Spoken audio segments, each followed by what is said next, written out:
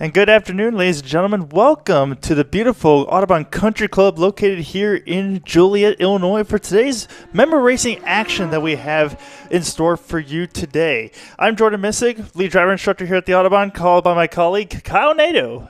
Hey, thank you, Jordan. Very excited. We've got a beautiful day for racing. Right now, as we look out across our grid, you'll see some beautiful Porsche Cup cars in the GT1 category as everyone is getting ready for today's races. You are right. We're going to be having both our GT class, our GT Challenge series, as well as our Spec Miata series. Now, Kyle, for people who might be tuning in for the first time or wanting to know what Audubon member racing is about, or even more specifically our GT racing series, what kind of cars are we going to be seeing out here, and what kind of determines the difference between, let's just say, a GT1 and a GT5? Because we're going to be talking about not just one specific car, we're going to be talking about multiple different classes and multiple different cars throughout today's race. So in our GT Challenge series, it's multi-class racing, and we focus primarily on the power-to-weight ratio of these cars. So you're going to see a wide gambit of cars. Again, right now we're taking a look at those beautiful Porsche Cup cars, but there's a little bit of everything in this mix. So you're going to see lots of Porsches. You're going to see BMWs, Corvettes, Ferraris, Mercedes, any number of cars could participate in the GT series. Absolutely, and especially when we get things going too. You know, a lot of these cars are coming from some of our shops here on the property, especially Eurosport Racing, one of them, and CSI Trucking, who's one of our main sponsors, in Highland Management. With today's racing activities, it would not be doable without them. But kind of going more into some of the specifics of the cars as well, too. You see 3 Porsches here. Now, 2 of them are Cup cars. One of them, obviously, is a little bit different kind of make of car.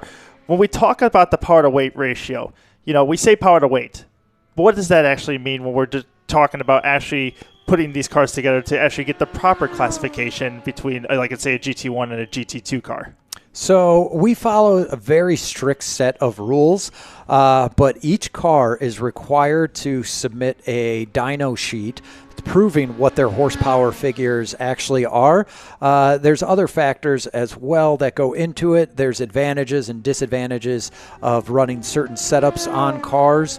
But also, so we take that dyno and also the weight of the car. There's some math involved. Thankfully, we have computers for that. And it's going to tell you which class you're going to be in. Now, looking at this shot right here, you're going to see that purple number 1. That signifies that that car is in GT1. And directly behind it, you see a green number 2. That is one way to help the drivers and also our spectators know which class these cars are actually competing in. Because, as we'll see today, not everyone is battling for position. Some cars might be out of class, and other drivers are going to have to contend with that. So just like the IMSA WeatherTech Sports Car Series that you may see on Big TV, or even like the Michelin Pilot Challenge, especially any of those endurance races, we're going to see some multi-class battling action. So you're going to see some cars from different classes kind of get in the middle of the fight of an inter-class battle that's happening, or you're going to see some cars that are coming up on a faster class that may be a little bit slower, and now they're going to have to get held up by them, and they got to try to maneuver their way around, especially with all the different class battles that we have here. It goes from GT1 all the way down to GT5, so we have 5 different classes that are going to be on the docket in the race here today. Some of the big storylines I guess we'll talk about going into this. Obviously, we'll look at towards the front of the field. David Vatenovic, who's starting on pole, very first pole position for him. He just started racing with us a little bit this year, and he's going up against one of the hottest stars, I should say, here at the Audubon Country Club when it comes to the GT Challenge, and Tom Herb. Absolutely. Tom Herb in that brand new Porsche 992.2 Cup car. He's going to be someone to watch out for. Tom has raced in various racing series outside of Audubon. He's a big PCA member, races SCCA as well, travels all around the country. So he's got a tremendous amount of experience. And also Tom Herb, being one of the owners here at Audubon Country Club, knows North Track inside and out. So he's going to have a tremendous advantage, not only with a newer car, but also intimate knowledge of the track. And we're going to see how that plays out against David Batinovic. But again, Batinovic is in pole position, so he is doing extremely well for himself. And as we look down the field, you've got Brandon Collins. He is returning to Autobahn this year. He's been racing some outside racing series, but Brandon Collins in that car number 39, the Porsche Cup car there. And we've got Bob Norian also in a Porsche, but I believe that's a Porsche Cayman, right? It's a little bit Porsche Cayman, yep. So that's the GT pole sitter as well, too. He'll be starting a little bit further back behind the rest of the starting field. You see on your screen there, Scott Benning Sr., he's got pole in the GT4 class, and Mike Keck also starting on pole in GT5. But right there, you see that little Miata right there? That's David Calzetta. He's actually starting P2 for the GT2 field, but he's got a very hotly contested battle that's happening right now with his, I should say, grid rival in Charlie Margosian, who's starting right behind him in the 229 Porsche. Definitely a pack to watch. It's going to be the mighty Miata of a Calzetta versus Charlie Margosian in his Porsche Cayman. So they're going to be battling it out in GT2, so that's going to be one to watch. And dropping down a little bit further down, we were talking about GT4. That's Scott Benning Sr. He's in that red, white, and blue All-American BMW. And GT4, there's going to be some great battles that we want to keep an eye on as well. So it's funny you bring up the point of the All-American, which almost could look like the German flag of that is Valdez Gurlius, who's going to be a little bit behind him as well, too. Those two are going to have been in hot contested battles the last couple of weeks between Scott Benning Sr. and Valdez to try to go for the GT4 lead, and we would expect, once again, they're going to be battling toe-to-toe between each other as well, too. Yeah, and then GT5, that is Mike Keck in the tried and true number 691. That's a Porsche 944. He is going to see if he can stay out in front of two MX-5s, one of Thomas London, that is car number 12, and car number 21 of Andrew Televisius. So there's going to be battles all around Nortrack. Yeah, and I tell you one thing, Thomas London, he was messaging me last night a little bit. He was so excited for this race coming into today. You know, obviously very brand new, not new to our member racing series. He's been down at the kart track for the last couple of years racing down there, but new to the big track. And, you know, from someone who has come from karting up to the promotion, I guess you could say, of racing here at the big track, everything tends to happen a lot slower. And we don't say it's slower in speed, but just slower in reaction. Like the movements in a go-kart happen a lot sharper, a lot quicker than what the movements in a race car would actually be like. So the fact that like Thomas is now kind of starting to come into his own here, and he is somebody who definitely has been brand new to racing and has gotten his time out here on the big track. He's definitely somebody we're going to want to watch, and I think will be a force to be reckoned with against Mike Keck today. All right, so cars are taken. They are out on track for their pace laps. This is their second pace lap, so in theory, they're going to be taking the green flag. But right now, as you see on our screen, we have our championship points with our class leaders, and right now there's a current tie for the GT5 champion you see between Josh Dale and Mike Keck. With Josh Dale not being here, that opens up the door for Mike Keck. So let's see. We've got that beautiful Lexus LC 500 pace car that is holding the field back, and you see cars swerving back and forth. Tell me, Jordan, why are they doing that? So sweeping back and forth, what's happening is they're getting all the tires cleaned up, all the marbles and everything that could be on the track.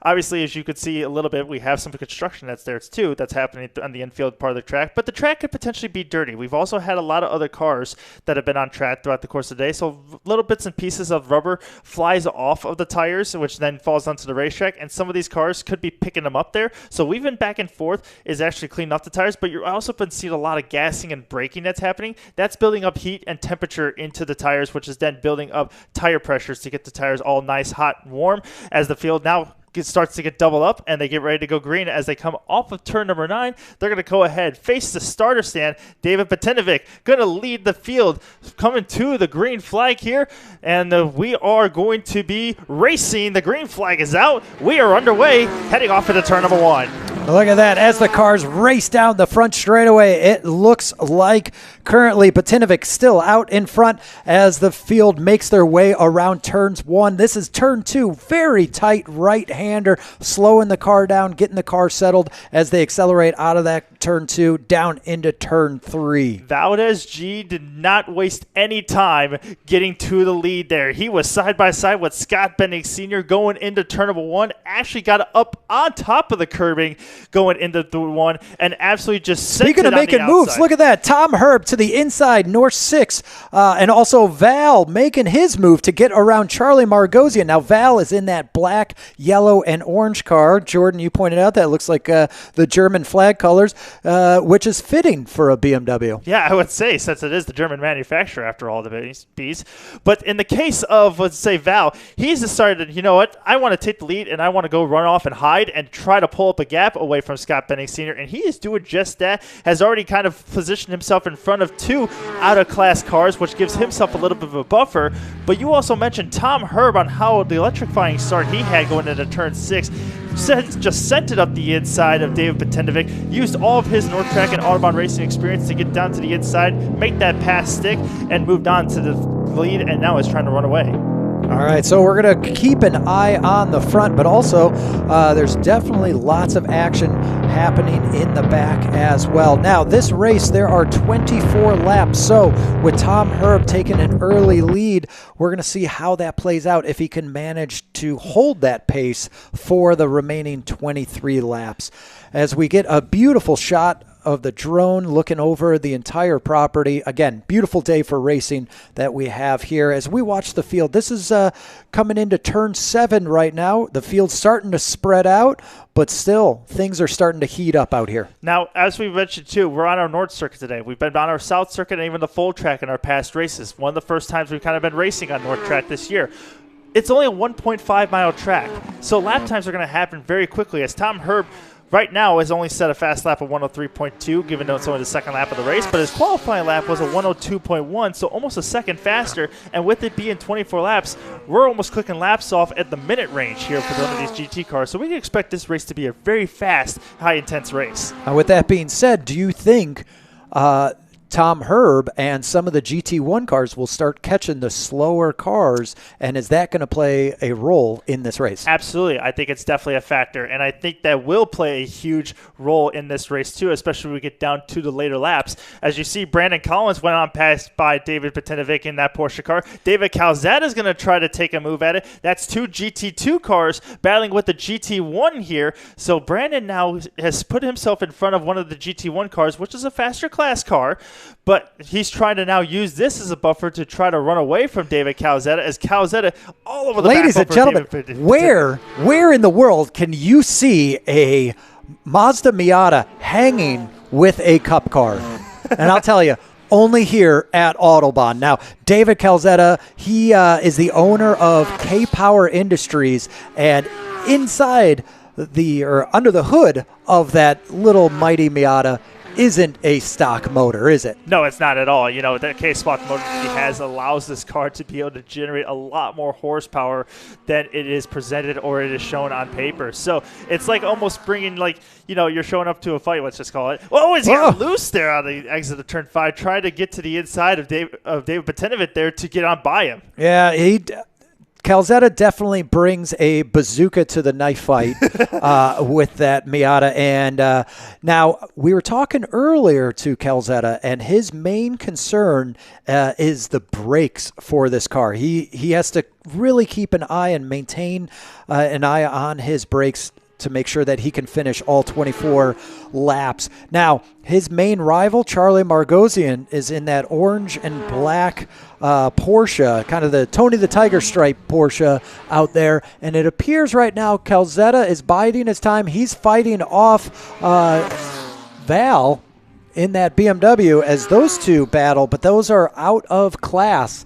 So let's see if Charlie Margosian can find the accelerator and start putting pressure on Calzetta. He's finally let that Porsche kind of warm up, come up to temperature the way he likes it to be. So now he's able to make some moves, finally start to get comfortable a little bit. Val looking like he's kind of overdriving a little bit here. Kind of went a little wide there in turn number 4, but kind of tucks back in line. So he's going to try to maybe settle in here. Oh, I don't know. Some laps. Val's style is flat out, and that's how Val drives. He's actually a very controlled and great driver, but whenever he gets on track, he is pushing it to the limit, and that's what you need to do in racing. Well, it's like you're asking any driver to put your helmet on and just say, all right, go on track and go take it easy. It's like, no, I'm not going to ever take it easy. I want to go drive this thing as hard as I can and see what it actually could do, on the racetrack. And that's exactly what Val has been doing his last couple of days, especially when it comes to racing here at the Audubon Country Club. Beautiful shots that we're seeing of the cars coming past our finish line down our long front straightaway into the hard left-hander, almost flat out of the left-hander of turn number 1, into probably the tightest corner we have here on the circuit of Audubon Country Club, turn number 2 on the North track, which is like 35 miles an hour that you can roll that car through. I don't care if it's either been a Formula 1 car that it's been, or you're talking about one of our Spec Miatas. They're almost going there, not 35 miles an hour through that corner. Here we go. Calzetta looking to the inside, going into North 6. Can he make it? No, he decides to tuck in right behind that cup car of Batinovic, and he bides his time, looking to still get around that GT1. Again, that's out-of-class racing, but that is a factor. So now, do you think that Porsche Cup car of David Batinovic is towing and helping? No. Or do you think he's hurting I Calzetta? think, honestly, in this position, in this case, he's got to be hurting Calzetta. Look at the lead Brandon Collins has. Collins was just in front of him just a minute ago when Batinovic got in front of Calzetta. And now Brandon Collins has almost been able to open that lead up to about a 5.6-second lead. And you can look at the aggression that what David Calzetta is doing. He's looking inside. He's looking outside. He's hanging over this thing out. He is trying every waking moment to try to get by David Batinovic so he can carry on with this race. And I'd say right now, Calzetta's kind of trying to growing a little bit impatient with David Batinovic in front of him.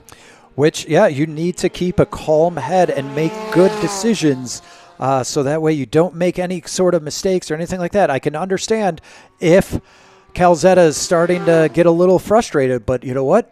That's racing. It is part of it. It is part of the game. It's making those good decisions. It's making those high, I should say, IQ moves, as we could sometimes say, or yes. I would say high percentage moves, as we like to put it. He's looking, which is the good news. He's looking. He's showing a nose. He's trying to kind of fill the mirrors up of David Batinovic, hoping that maybe he'd make a mistake, so that way he can be able to slip that tiny Miata on through some of maybe the smallest holes on the track. Now let's talk about Brandon Collins. Brandon Collins actually kind of jumped into this race. He emailed us saying, "Hey, I'd like to race." He was managed to get a car, so he is in the number 39. Yeah. And that car is actually owned by David Batinovic, our first place racer currently. So the great camaraderie of, "Hey, Brandon, you need a car? Why don't you take my Porsche Cup car out and race it?" Yeah, this is probably one of the first times I've ever seen Brandon be racing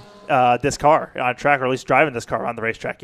He's been obviously a long-time member here, has won multiple championships in the Spec Miata series, has even done multiple races here in our GT class. But one of the first times I've seen him out in this type of Porsche car, I would say, here at the Audubon. So great to see, someone like Brandon Collins, who we haven't really seen much of this entire year here at the club as well, too. So good to know that he can kind of just jump out here at the club, come out here on a race weekend, and be able to just jump in the car and still have it in his system. It just goes to show how great of a driver that these competitors are. So looking down the field, as you can see, you've got the live timing right at the bottom. And right here, that is Charlie Margosian in that orange and black Porsche. And then you've got Val. So it looks like Val has kind of dropped back from Margosian. Right here, this is the number 89 big dog. That is Bob Norian. He's comfortably sitting in GT3. Also, he is the current points leader in GT3. His main rival, Tom Prokop, unfortunately couldn't make today's races, so that's going to give valuable points to Bob Norian. But there is another GT3 out there. The car number 17, Marab Dibu, he is out, and actually, he's got a reason to race. He's got some fans out and they are currently here. I met his parents and his family. That they're all out here cheering on their son as he is currently racing around, and I believe he's sitting in second place in the GT3 class. Right now, Tom Herb has just gone past him, putting him a lap down. But the thing is like when you come out here, this place is so family-oriented, let's call it that. You know, you have a bunch of friends, you have a bunch of family that you can bring out, a bunch of people out here to support you, and it just makes that day so much more special. So Marab, who's out here running in front of his own family, has that support system that's behind him here, cheering him on. He's got to be beaming from ear to ear, even out here on the racetrack right now. I was talking to him earlier, and he absolutely loves this Porsche race car. He was fortunate enough to purchased it just a few years ago, and he's out here. He's been turning laps, and his lap times are getting better and better. So we're going to see more of Marab as he races in the GT Series, and we're going to see if he secures a podium position today for these races. Now, the other thing I'll talk about here, Kyle, that we were mentioning too, you mentioned Tom Prokop was not here. You also mentioned Josh Dale, who was not here as well too, who's tied for the GT5 battle with Mike Keck in the point standings. The wonderful and beautiful thing that we have here is we actually have a system that allows us to be able to drop those races. So guys who aren't here technically aren't losing points, or B, falling back or behind in the points battle significantly. They are allowing those bad races or the races that people can't be here for to kind of be used as drops, and that way we take, let's say, a certain amount of races throughout the course of the season, and you add that to their point totals for the season and championships. So, prime example, in our GT Challenge Series, there are 10 races throughout the summer.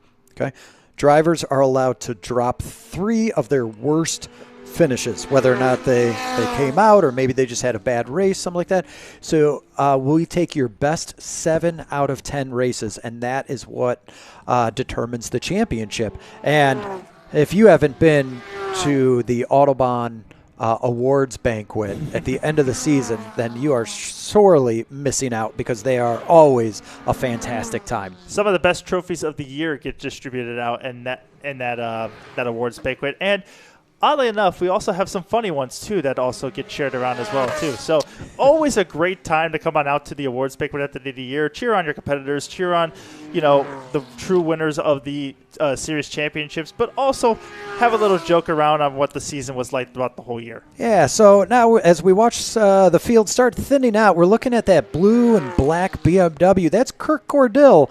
And you know what? If you like BMWs or you're in the market for purchasing your own BMW, it just so happens that Kirk Cordill might have a dealership. And he would love to talk to you about purchasing a BMW or Land Rover.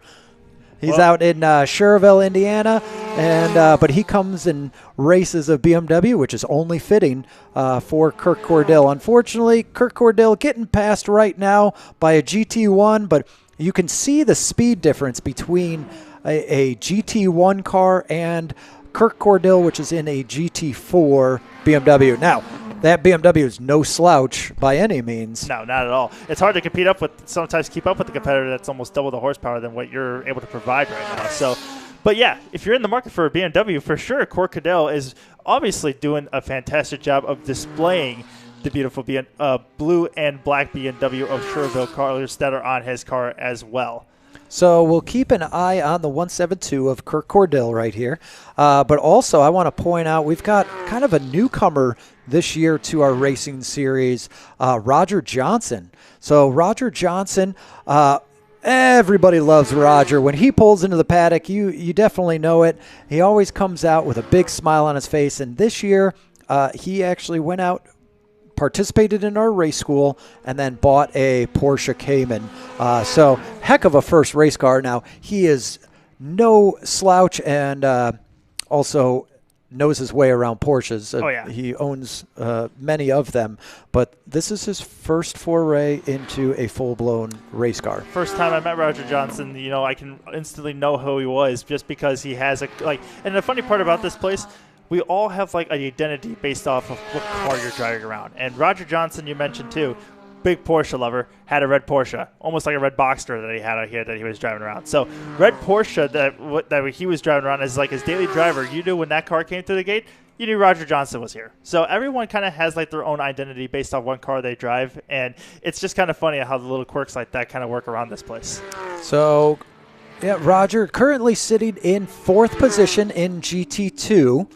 And he's got, unfortunately, some ground to make up if he wants to get onto the podium. He's got to find a way around Charlie Margosian, who has a bit of a lead over him. But Roger Johnson, look at that beautiful drone shot right there. And also, just to the right-hand side, you can see some of the construction that is currently going on. Because here at Autobahn, it's all about evolution. We're constantly reinventing ourselves.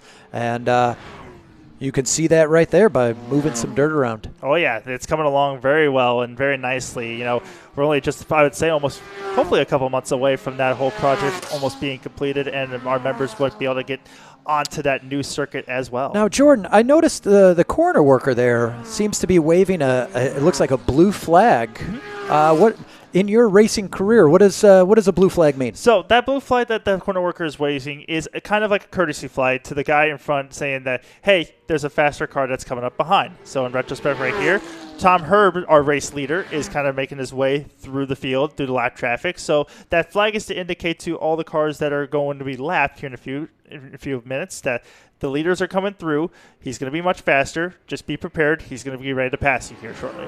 All right, 9 laps remaining. There's lots of passing going on with this multi-class racing.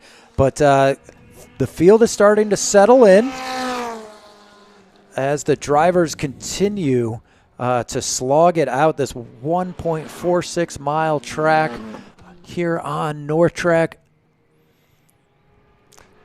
The biggest thing that we're seeing, which is what I'm liking to see, is like everyone's kind of giving themselves plenty of racing room when they're around each other. You know, we're not running side by side. We're not running like door to door. I would say in a sense to where we're running into each other in that sense. Everyone's giving themselves plenty of racing room, is being very respectful around each other.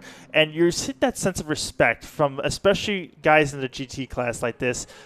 Lots of guys, they love to respect their equipment. I mean, we're looking at, a couple of hundreds of $1,000 race cars here. The last thing we want to see is two guys running into each other, knocking bits and pieces of carnage off their cars. So lots of respect is always given to our drivers here, and you're able to see that respect go forward, and it's given not only on the racetrack but off the racetrack as well with the camaraderie we have here at the club.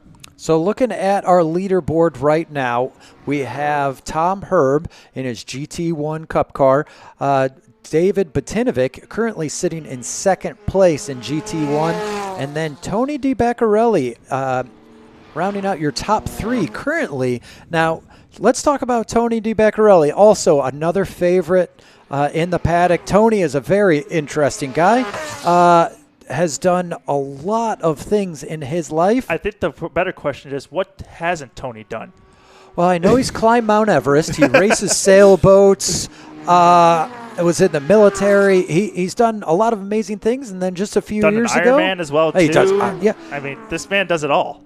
And decided he wanted to get into motorsports and racing. So once again, look at that. Calzetta still trying to get around Batinovic, just doesn't have enough horsepower to do it. Yeah, I mean, it's obviously the top end that Batinovic is helping him out with against Calzetta. But Tony DiBaccarelli, he's a guy I've coached with many times here around this out on the Autobahn campus.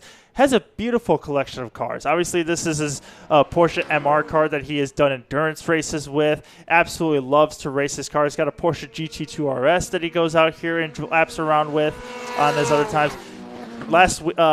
During the festival weekend, introduced his new GT3 Bentley that he had that was on display here, and was a beautiful collection of cars. So I believe that's Calzetta who just lit to the inside of David Batinovic going through turn number 2 there as they go through into 3 now.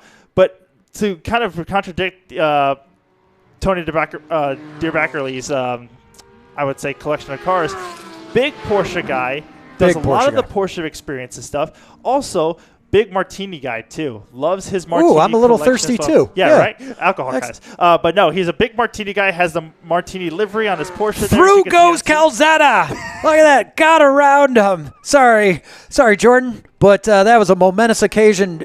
I know David Calzetta's got to be very happy with that as he finally gets around the 19 of David Batinovic. So now let's see if Calzetta can really open up that Miata and kind of create a gap and claw his way back to Brandon Collins. I would expect him to drive away here. Batinovic, obviously, with the Porsche horsepower that he's got behind him, to drive right up to David Calzetta here on the straightaway. But with the Miata, how small, nimble, and light that car is, through the tight, twisty section of turn 3, 4, and 5 here, this is where he is actually going to be at his strongest and just pull away here and be on his merry way.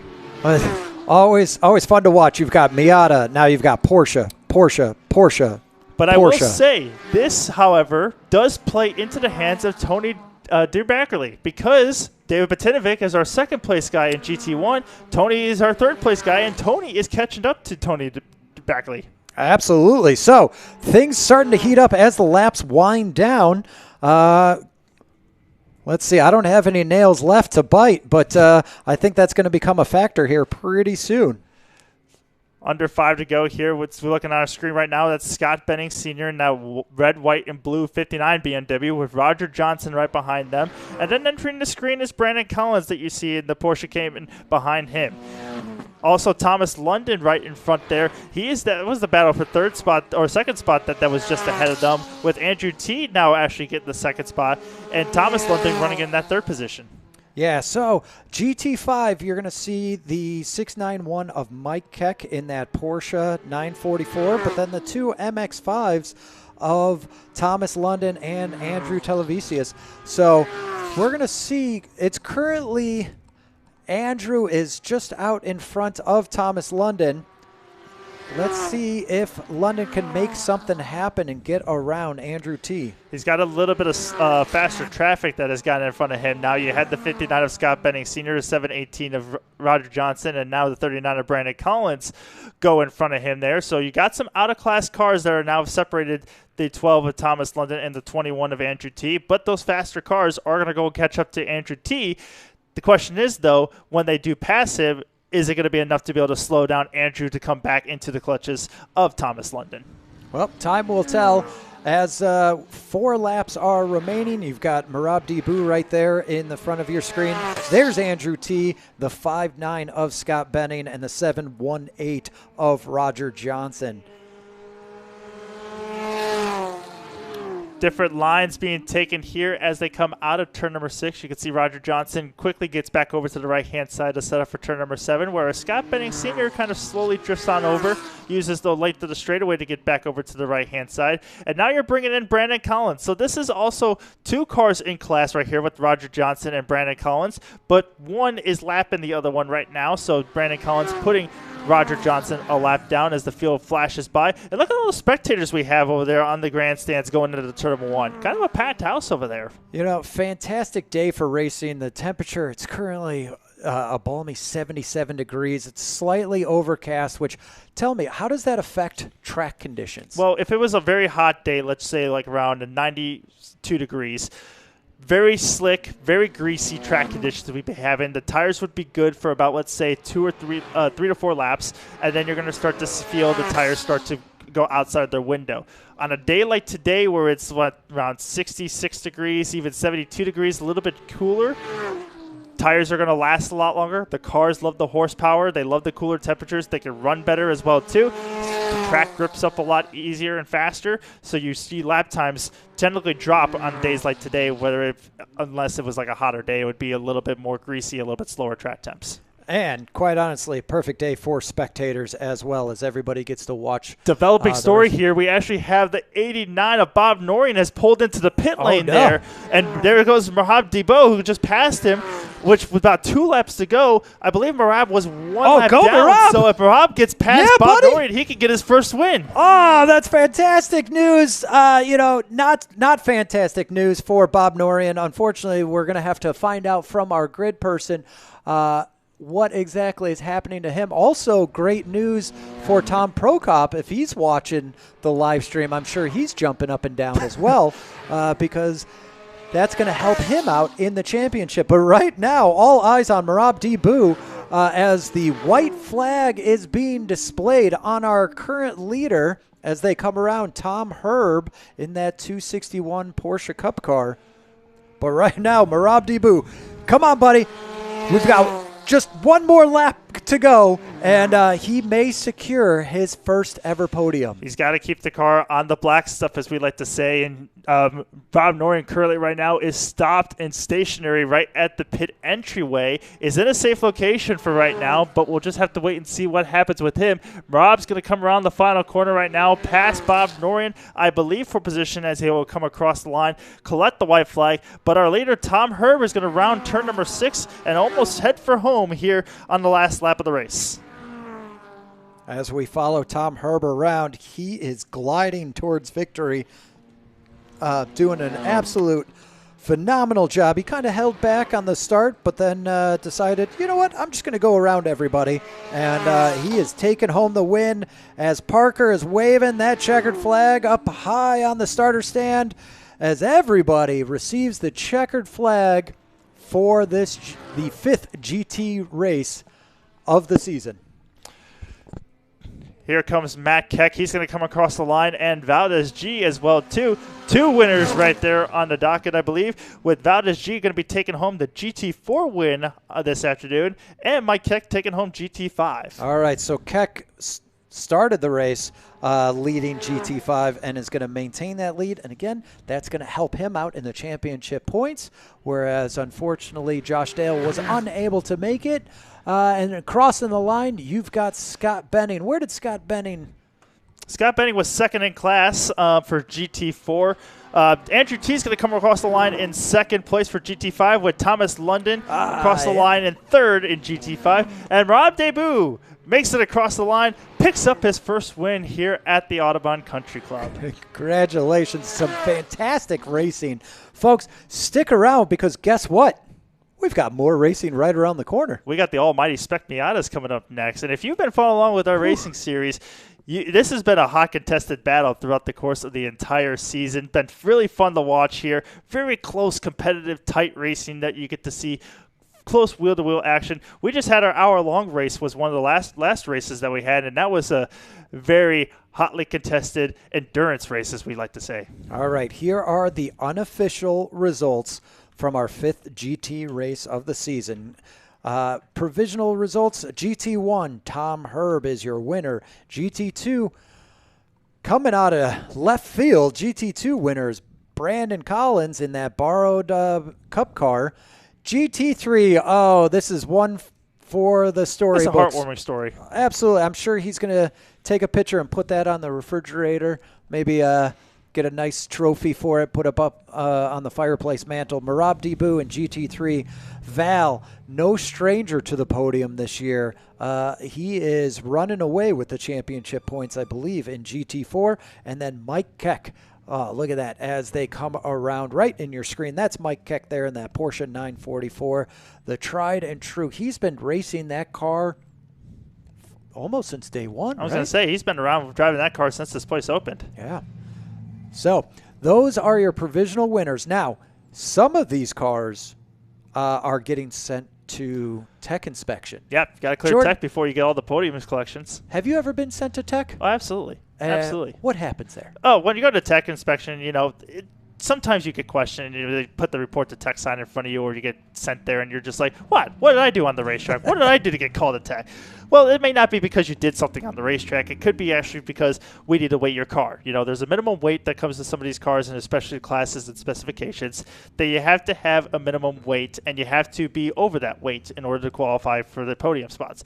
It also could be because we need to test something out of your car. We need to look at something, whether it could be a fuel sample, data, or we need to make sure you have the right specifications or parts on your car. So we just take it to tech so that way we have a neutral party be able to look at the components in your car from a neutral standpoint and make sure you're running within the specification and regulations that we provide here at the Audubon Country Club or any racing series that is here that races across the world. So you look out and you can see just how busy a race day is here at Audubon. Now, for the uninitiated, Audubon, we have 2 racetracks. Our members are using the North racetrack. That's what you've been watching. And then we actually have one of our favorite groups, Sport Bike Track Time, their motorcycle riding group, and they have rented out our South track, and we're looking at all of the bikes and the canopies from that. But it just shows how busy and how many activities that we actually have here. And speaking of activities, we actually have a go-kart race going on currently. So we've got car racing on North Track, motorcycles on South Track, a go-kart race at our go-kart track. Tomorrow we have a drifting event on North Track. We have an outside group coming in this evening as well. So tons of activity, lots of fun automotive events, and there's something here for everybody. As we look out at our go-kart track right now, look at that. Got more racing going on out there. So what you're telling me here, Kyle, as the sales pitch is that there's never a dull moment here, correct?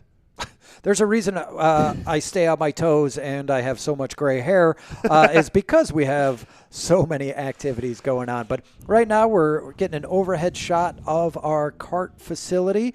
Kart Circuit Autobahn recently had a few changes about 5 or 6 years ago where we built an addition to the go-kart track, and actually now they're using a new configuration on our skid pad. Yeah, and this is actually a new layout that they've actually done last week for the members. This is now open obviously to our KCA Challenge series, which is actually open to the public if people want to come run this series. But very peculiar and interesting layout that they have. It goes into the skid pad, 2 tight turns followed by our normal kind of 180 hairpin turn that's all the way at the very end. Very fun track layout and very fast too, I must say. So KCA, the Kart Circuit Autobahn, and Autobahn itself, always constantly reinventing itself, coming up with new ideas and new ways to race. Now, this skid pad is multi-use as well. So currently we're using it as part of our go-karting facility. But as you can tell by all the skid marks, we've recently had a drifting event on the skid pad. But it's multi-use, and Jordan, you're involved in the skid pad as well. Yeah, so we do a bunch of different programs, obviously, on our skid pad, from our performance drive to even our sprint program as well, too. All of our teen school program, which is one of our bigger events that we do on the skid pad as well. So we do a lot of defensive driving and a lot of driver coaching and high-performance driving on our skid pad that just kind of running through different samples of drills for you to understand your car performance, how it handles from a vehicle dynamic standpoint, and get you to better understand your car. It's a very wide open, safe, and secure place to be able to test the boundaries of your car and see what it's truly capable of, right in a very safe place and not having to do it on the dangerous parts of the actual roadway. If you have a teenager at home, strongly encourage you to look into our teen driving programs. Jordan Missig is one of the instructors that heads up that that program. But the amount of information that your teen will receive, they're just going to make you a better and safer driver as they're driving on, let's face it, these crazy streets out there. They use real world techniques and well, you guys have the skid car. Yep. And that's tell them about the skid car, because that's just, it's fun, but it's an amazing training tool as well. So think about like you're driving on the ice, on like an ice rink, but you're doing it at, let's say, 5 to 10 miles an hour. That's what it is, basically. We're basically taking a very, just like a regular sedan, like a 4-door sedan car, and we basically jack up the rear wheels to where it basically takes the weight off of it, and allows the car to kind of just float in the rear. Very, very light stability that we have. And any wheel input that you just do basically gets the car to kind of go sideways. It pitches it sideways, and then you kind of have to catch the slide that it goes into. So it kind of teaches you what it's like to actually lose control of the car, but we do it in a very slow and very safe place to where we want you to understand what that feeling is, so that way when it actually happens on the roadway, if it ever does, you know how it reacts, you know what to do, and this isn't your first rodeo going through it all. Absolutely. So we're kind of just flying over our South Track as you see the motorcycles having their day out on South Track. And we look at just how busy and all the activity that's going on around the facility here at Autobahn. Coming up next, we have our Spec Miata race, and then immediately following that is our SM2 race. So both of those races are 22 laps. We've got drivers starting to grid up on our North Track, and it really does take a village. You'll see here our local hero, Theron, is working grid, and he's making sure that all of the drivers have all of their safety gear on, that the cars are ready to go. Now they are given the 1 minute mark, or 1 minute signal, letting drivers know that we're going to get going here just shortly. It does. We do have quite a bit of a good staff here at Autobahn. When it comes to our corner workers and corner marshals and how the race day is run.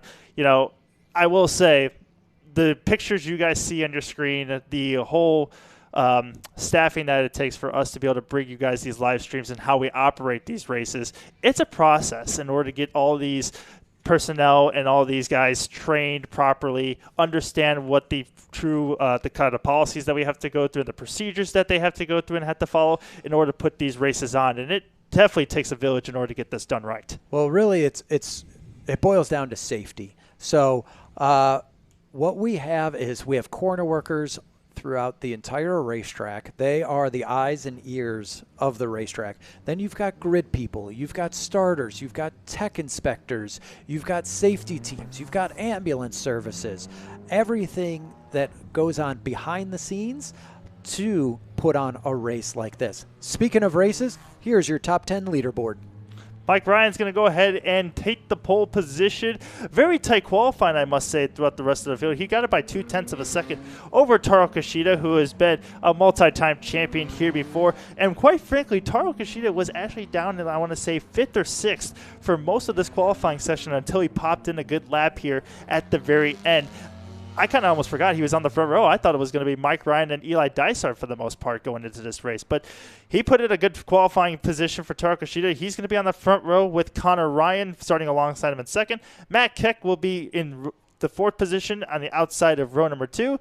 Then you're going to have Eamon Ryan, Sam Bowman in row number 3, following Eli Dysart, who actually had a 5-spot grid penalty coming into this race, along with Ethan Tyler, who's got a 5-spot grid penalty going into this race as well, too. So both of those guys could have been starting a little bit higher up the grid. Unfortunately, have to serve a penalty for this race. Luke Satterfield going to be starting in the 9th position, and Matt Alexander in the 10th spot. All right, so Jordan, earlier you were talking about how family-friendly Autobahn is. Look at the last names. You've got Mike Ryan, Connor Ryan, Eamon Ryan. They are trying to get a podium just by sheer volume, just by number of Ryans out on the racetrack. So there's 3 opportunities.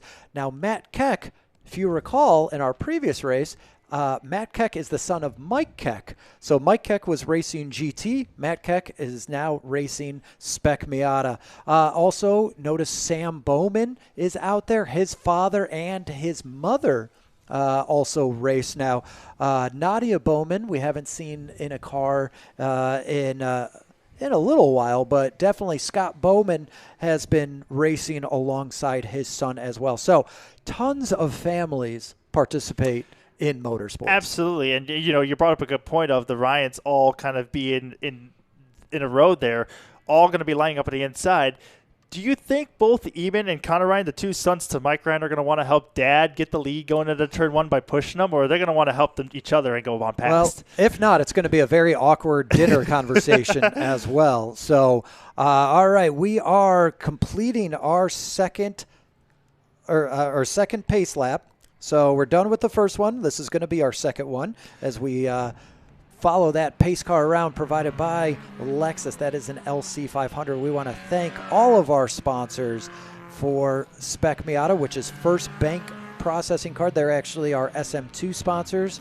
Race Caddy is the Spec Miata race sponsor, and also Fixie Wheels. Fixie Wheels has been phenomenal sponsorship. They are actually providing a full set of wheels for our SM and SM2 champions. So we want to give a shout out to Fixie Wheels. Thank you. They've been a phenomenal partner in developing a Spec Miata wheel that is not only lighter but legal as well. It's awesome. It's an incredible wheel. We're actually trying to put it on some of our Spec Miata cars as well, too, for the Academy program as well. So Fixie has been a great sponsor and a great partner now with our Spec Miata series this year. And they're very clean showmanship wheels, I should say. Very showroom kind of esque, I must say. One other thing I'll point out, too, is how competitive our field is. I mean, I'm just looking down our qualifying list here, Kyle, and between positions 1, the top 14, all the way down to Scott Ballard, who's in the 14th spot, were all qualified within a second of each other. So you're seeing guys who are basically, Mike Ryan did a 112.2. all the way down to Scott Bauer, who did a 13.2 as they lead onto our second pace lap and start to double up. We have Kevin Loffridge, who's going to be in the 11th spot. Jake Malter is going to be lining up in 12th. Lee Warner, interestingly, in the 13th position, leading this field. Scott Bauer in 14th. Dave Hicks in 15th. Art Zeismer running at the 16th spot. And rounding out the field is Bob Reisinger in the 17th position. Field is now doubled up 2 by 2 as the pace car heads for the safety of the pit lane off of turn number 8. Riding on board with Eli Dysart, he's got our Sentinel onboard camera for today's race. He is starting from the inside of row number 4 in that 7th spot. Nicely filed up 2 by 2. The field rose to the green. It's going to be Mike Ryan and Taro nice Kushida and tight. Here we the go. field to green. Columns are perfectly aligned. Green the green flag is out in the air. We are racing with Spec Miata as one car now tries to look to the outside. I believe that might be. Can't really get a number on that. That might be the 91 of, I believe. That Luke could have been Satterfield. Luke Satterfield trying to make it 3 wide. All right, Luke Satterfield deciding to maybe go off into the grass, but right now is able to keep it nice, clean, and green through turns 1, 2, and hopefully 3. They are side-by-side action all the way through turn 3 as they go in through turn number 4. It is imperative to get a clean run out of turn 4 and turn 5 so that way you can shoot down this back straightaway. It looks like Mike Ryan is inching his way. He's going to have the inside line into North 6. Still side by side. Oh my gosh, fantastic. Nose to tail racing. Wait, Kyle, are they green or is this just another pace lap? Because it looks like they're almost 2 by 2 the entire way. It absolutely does. But you know what? I can assure you that we are green as these competitors go into North 7 still 2 and sometimes 3 wide. Still side by side. Taro Kushida not going to give it up. Finally takes 8 corners to have to relinquish the lead to Mike Ryan, but he's going to come back on the inside. Tries to poke a nose there. Gets shut off. Oh, but a great run from Matt Keck as he gets a great run coming out of turn 9. Matt Keck in that 0-1. He manages to take second place away from the other Ryan, the 225. I believe that is Eamon Ryan. Big lockup going into the corner there. Kushida down to the inside. Gets into the side of Matt Keck. It looks like Keck goes wide. Kushida's off the track. Kushida going to lose a ton of spots. Loses at least 10 plus spots. Keck maybe loses 5 here. It is now in Ryan 1-2 with Mike Riley in the way and even Ryan in second. What a phenomenal in-car shot provided by Sentinel. That just shows the ferociousness of this type of racing here in Spec Miata. Now, the horsepower numbers are definitely not there. I mean, if you've got 127 horsepower, that's a pretty good motor.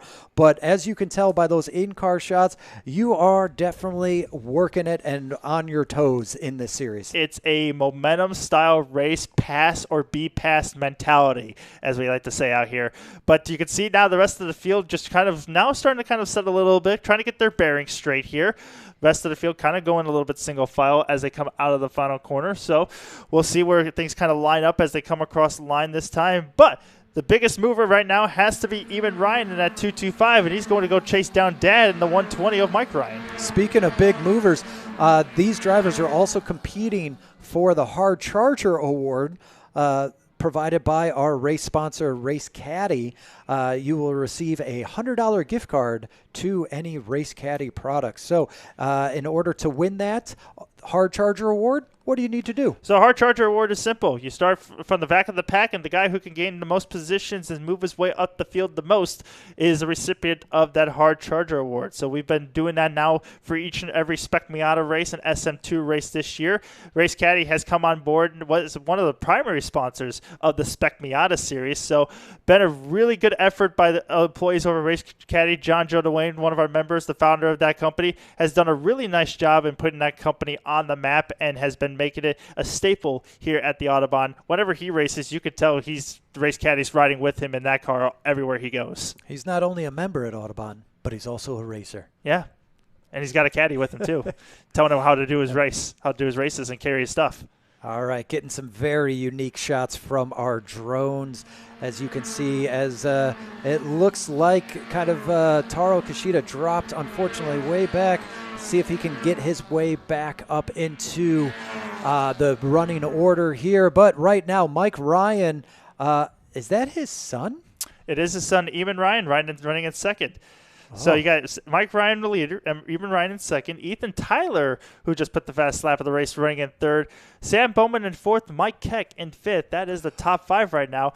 But I also want to point out one other guy, Luke Satterfield, our number 91, running in 6th position, running an interesting car because I don't think, at least this is just for me speaking, I don't think I've ever seen Luke Satterfield run this type of Spec Miata or this paint scheme at least. This has got to be a new car. I believe he had a previous Spec Miata, but I think this is a new car. So we're going to have to check back with Luke and see, but he's currently sitting in 6th place. Another interesting person that I want to talk about is that Sam Bowman right out in front? That is actually the onboard of Eli Dysart with Luke Satterfield, the guy we were just talking about in front of him. Yeah, see, it's a different paint scheme to him. Look at that, yeah. So, all right, again, you just get to see how tight the racing is. Eli Dysart has done a phenomenal job in Spec Miata, and we're going to see a lot more coming from the young gun of Eli Dysart. You know what? Hold on. Here's something pretty interesting to show just how passionate Eli is about motorsports. A few weeks ago, Eli graduated, but decided to skip a graduation party to come racing here and was actually on the podium, and he put on his cap and gown for the podium ceremony. Sounded just like me when I won on my graduation day. Did you do that too? Yeah, I was here. I had my whole cap and gown and everything was on top of the podium when we did that. Well, hopefully Eli will be racing in Indy next just like you. But I give credit to Eli because, in nowadays and age, when you have your graduation parties, they were all in person. Mine was during COVID at the time, so mine wasn't pre-recorded. So, yeah. But all right. Speaking of another young gun, I want to talk about the 33 of Sam Bowman because this time yesterday, Sam Bowman didn't have an engine. Yeah. The guys at Advanced Autosport and spoke with Dalton as well, too. He kind of came out, broke his motor in. But, yeah, didn't have a motor, didn't have an engine in that car. The guys at Advanced put a motor together, got it in the car, and right now, as you can see coming through the screen, he's running right there in 4th on the racetrack, very competitive in that new motor of his. And that's the wonderful thing about having performance shops on site. It just makes everything extremely convenient for our members. You can certainly wrench on your own race car, or you can drop it off at one of these shops and they can do it for you and have it completely prepped, ready to go for race day. So we want to thank all of our shops that are on site and all of the people that help make these series so fantastic. Eli Dysart was just fancying a move now on Luke Satterfield going into turn number 6, just having a look, trying to fill up the mirrors of Luke Satterfield. But tell you one thing, Kyle, Ethan Tyler has decided to turn the heat up and make this race more into a hot show here as he's now putting fastest lap after fastest lap the last 2 laps and is on the back end of both the Ryan guys. And it looks like Eli Dysart able to get around the 91 of Luke Satterfield. Up in your left-hand corner, you can actually see a rear-facing camera as Luke is trying to regain that position. But right now, your top 3, it's the 120 of Mike Ryan, his son Eamon Ryan, and then Ethan Tyler looking to mix things up in that family. Yeah, Eli Dysart fancied a great move out of turn number 6, was able to pull alongside Luke Satterfield, outbrake him going into the corner, had the inside line. Luke unfortunately had to just give it up, lived to fight another day, tucked back in line, and Eli Dysart just able to drive it into the corner a little bit harder into turn 8, was able to take that momentum and get a good drive out of turn 9, was able to get the run as now you see Ethan Tyler spraying a little bit of grass there at the exit of turn 5, trying to push the limits. So, Jordan, let me ask, right now, what do you think the strategy is? Do you think father-son, they're going to help each other? Do you think that Eamon Ryan might back off a little bit to hold up Ethan Tyler and let his dad run away?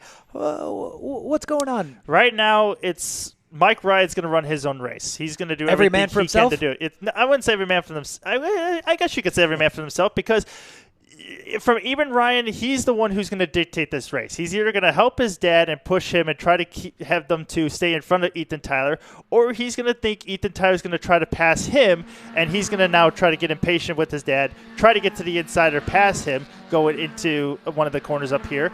Or Ethan Tyler, Ethan Tyler needs to do right now is split up these two the Ryan family here and try to get in between them so that way he can put himself in the best position. While they're battling, Is that going to help the 33 of Sam Bowman gain some much-needed ground? Because you can see Bowman in the bottom of your screen right there. So with the front three are focused on each other, does that give Bowman an opportunity? It'll help out Bowman a little bit. Obviously, with the top three start to battle each other, they're going to slow themselves down, so Bowman will be able to gain a little bit of ground on it. But right now, Bowman, he really needs to put in some good laps right here. Right now, the top three guys are running 112.6s, 112. Yeah, all three of them are running 112.6s. Bowman's about 3/10 down. He's running those 112.9. So right now, he does need to pick up about 3/10 if he wants to go catch these guys. All right, well, we're just getting word from our race director, Mike Gritter, that we were talking about Luke Satterfield made an unfortunate mistake. He did not put his window net in, so he is going to get black flagged. He's going to have to come into pit lane, put that window net up, and that is going to be devastating for his race. Speaking of races right now, look at the 159 and the 6.9 of Matt Alexander, Jake Malter, and Kevin Loffridge. There's another pack where there's some intense battles going on right now. That is just a battle for the 9th, 10th, and 11th position right now of Matt Alexander holding on to that car. Now, this is a very interesting car for Matt Alexander. This is his second car. We're used to seeing him hit the 157 around here, that all-black car. This one's kind of his backup. Oh, funny one is we got a battle for lead now. Yep. There was a pass going into turn 6. We're going to see who came out on the other side. But there is the 159, and it looks like Mike Ryan is still out in front, and Ethan Tyler is trying to get around Eamon Ryan. Does he have the horsepower, or can he outbrake him into 7? Malter went off the track there. Him and Matt Alexander got into it, it looked like.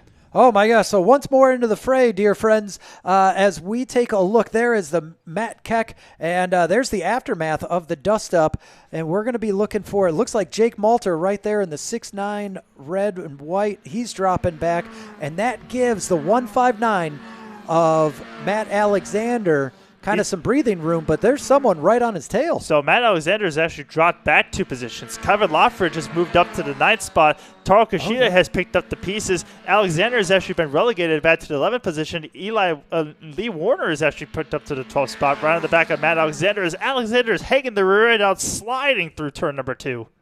Yeah, so Lee Warner, that's our Florida man. Lee Werner lives down in Florida, actually came back up here to Illinois, to the frozen tundra of Illinois in the winter. He just missed the winter so much, and also missed the racing series. Yeah, that too. He's been That's really half, what it was. Half the season's already gone by, and now he decides to show up. So he's got a whole second half of the season to make up as much points as he can. But Kyle, you mentioned the top 3, if they start battling each other, they're going to fall back to Sam Bowman. Well, look at that. Both Ethan Tyler and Eamon Ryan started battling with each other, and next thing you know, they're back to the back end of Sam Bowman. Got a slow-moving car that's way off pace. Let's see if they're going to pull into pit lane. That's Satterfield. That's Luke Satterfield in the 91. Oh, no. Yep. So we're going to see if he comes in and has to serve his penalty as he comes into pit lane. Yes, he does. So that's going to be a devastating moment for Luke Satterfield, but that opens up the door for the competitors behind him. Yep, everyone's going to be able to move up a spot now. So he was running in the 8th spot when this happened. He was running in the 7th position when this all happened. So that's going to be a tough pill to swallow there at the end of the day. All right, but it is a safety item. You need to have that window net up. And right now it looks like, did he stop in pit lane? Is Grid helping him out? He's coming down right now. Will be soon. All right. As the laps wind down, 12 laps remain in this 22-lap race. So here we go. It's still anybody's race. And it looks like Mike Ryan making a huge gap. Yeah. But Ethan Tyler's able to get, and you know what? Looking at pit lane right now, Luke Satterfield decided, you know what? We're going to live to fight another day. He pulls off into the paddock. So Satterfield's going to be the one retirement we have so far this race. Ethan Tyler now, as we look back on our screen, sees the man he needs to go catch in front of him right now of Mike Ryan. Was about 0.2 of a second faster that lap. Has pulled Eamon Ryan into his fastest lap of the race, along with Sam Bowman, who was 0.2 off his fast lap, but has pulled Eli Dysart, who just turned the fastest lap of the race, doing a 1:12.1. All these guys now, lap times are starting to drop as the fuel is burning off. Yeah, Matt Keck also, he's starting to inch his way up to that pack right there as well. So lots of time left, lots of laps remaining. So it's anybody's race right now. And we already know Ethan Tyler has himself a fast car right now. For the folks who have been watching this quite a long time now, Ethan Tyler's car looks very familiar with a very interesting paint scheme. That's actually Gavin Gleitzman's car from last year that he raced with in that old Food and Fuel car that he was driving. So Ethan Tyler knows he's got a fast car because Gavin was fighting for the championship all last season. And with this kind of car, it's a fast one around his track for sure. He's definitely had a good set up very to his liking, and has won multiple race wins with it. So Ethan Tyler knows he has a rocket ship underneath him. All right, and fan favorite 808 Bob Reisinger unfortunately pulls into the pits as well. He hasn't had a very good day today. Yeah, Bob's been kind of struggling a little bit. I talked with him a little bit earlier today at lunch, and he just unfortunately just hasn't been, the car hasn't been to his liking the way he wanted to. He's been fighting some gremlins with it, and is really just trying to get to the bottom of it as much as he can here. So the car's just not falling his way in the last couple of races for Bob Reisinger. Well, he pulls off into the paddock. Again, disappointing day for Bob, but I'm sure we'll be seeing his smiling face up at the clubhouse or the post-race activities as well. But now, all eyes on the front of the pack as Mike Ryan still with an impressive lead over Ethan Tyler. And look at that. Eamon Ryan not content with third place. He's looking to get around Ethan Tyler. Yeah, it's about a 1.2 second gap for Ethan Tyler up to Mike Ryan. But the son, Eamon Ryan, maybe trying to help Dad out a little bit by going side by side with Ethan Tyler here and trying to build a little bit more of a buffer or a gap for the father, trying to find out if he can go ahead and go on and ride off into the sunset and win today's race. But we got about 9 laps to figure that out. That's going to be possible. All right, as they come into your view, okay, you've got Mike Ryan, Ethan Tyler, Eamon Ryan, there's Sam Bowman, and then you've got Matt Keck and Eli Dysart. So a couple of battles going on. There's another Ryan coming into view with that Lightning McQueen livery on there. And just some beautiful cars, just some fun cars. Yeah. And we're getting some information here from Grid. It looks like the 808 of Bob Reisinger unfortunately having engine issues, and he was down on power. So hence the retirement. So he lives to fight another day. Field right now trying to get a little bit organized here. You can kind of see Ethan Tyler's communicating with Eamon Ryan, telling him, hey, man, I need a push. We can try to go catch this guy up in front of us and we'll go have a shot at the win. And that's exactly what has happened here. Last lap was about 0.2 of a second quicker. They went from a 1.2 second gap to a 1 second gap. As they come off of turn number 9, we'll see when they cross the start finish line what the gap is this time. Surely it's going to be a lot closer. I'd say it's probably within a half a second as they come across the line. And sure enough, 0.586 is the gap, so definitely within that half a second window. And Ethan Tyler just turned his fastest lap of the race that last lap by. So they're still nose to tail, and right now, but also a great battle that's really heating up is Eli Dysart and Matt Keck as you see him going into turn 3 right now. Eli Dysart also the one with the in-car camera, so I'm sure we'll get some great shots as that battle continues. Yeah, he's been a very good competitor this whole entire year. There's been a lot of races where he's been up towards the front in contention, battling for wins. Eli has kind of grown himself into the fold this year.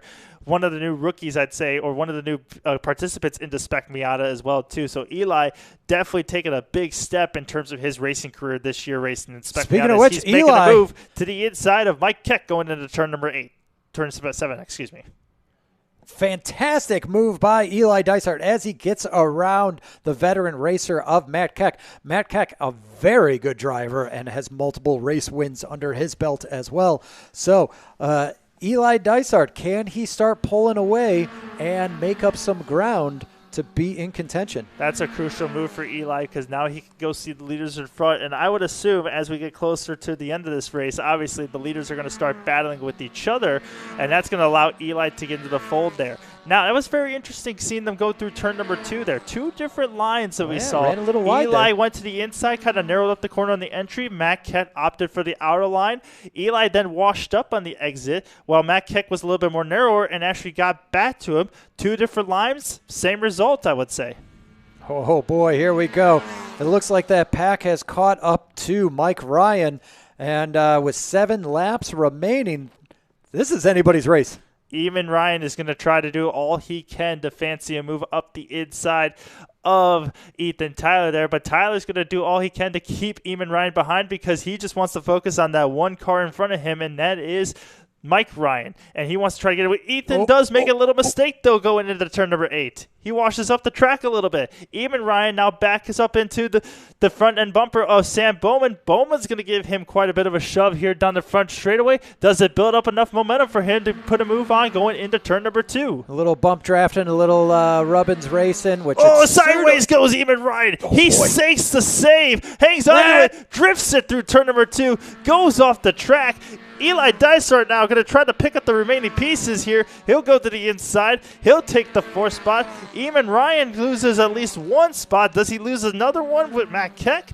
He able to settle back in, collects it, and will run into 5th position. But all right. couple of big saves. Great news for Eli Dysart. It's kind of putting some room between himself and Matt Keck. So now Keck has to get around Eamon Ryan. Eamon Ryan, unfortunately, sliding off at North 2.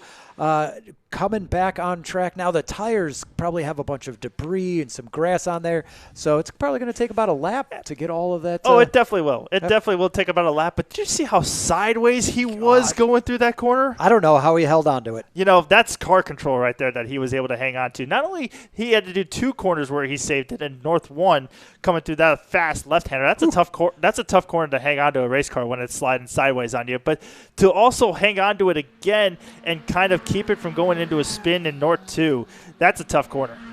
Absolutely. Now, not only are they fighting for race wins, they're fighting for the overall championship and those beautiful fixie wheels. Oh, yes. So don't forget about those. And that's what these competitors are going to be competing for.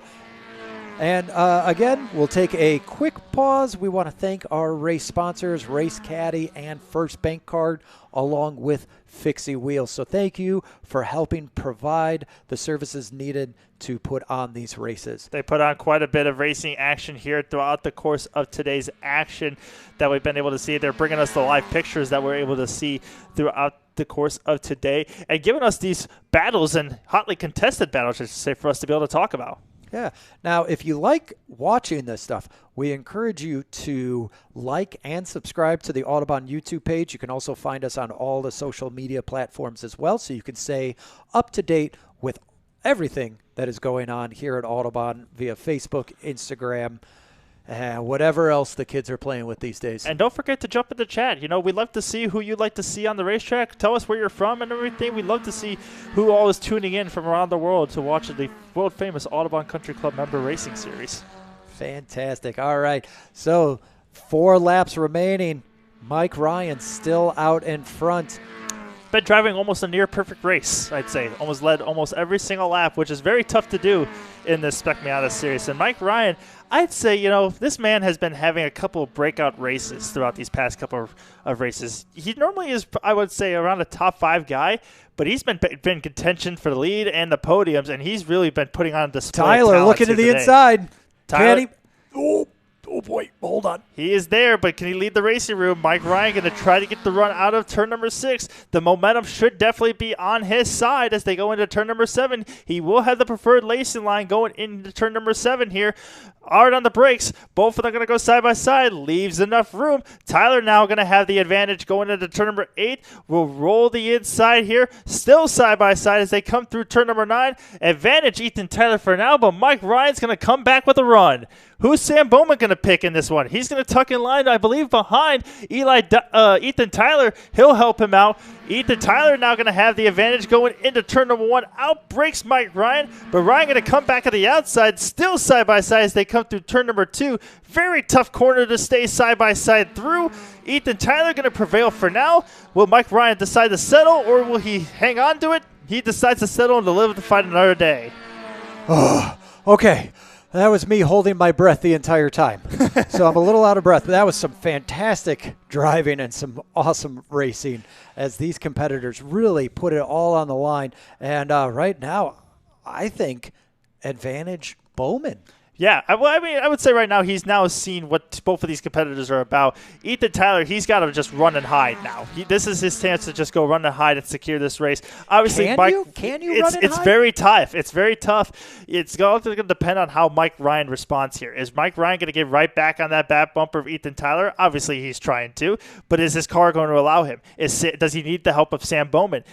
Eli Dysart, who's in the back, has been the fastest car all day long. Does he put his nose into the fight here? We'll all find out with about 3 to go, but here comes Mike Ryan back with another run. He's going to peek to the inside. He's there. He's going to take a chance.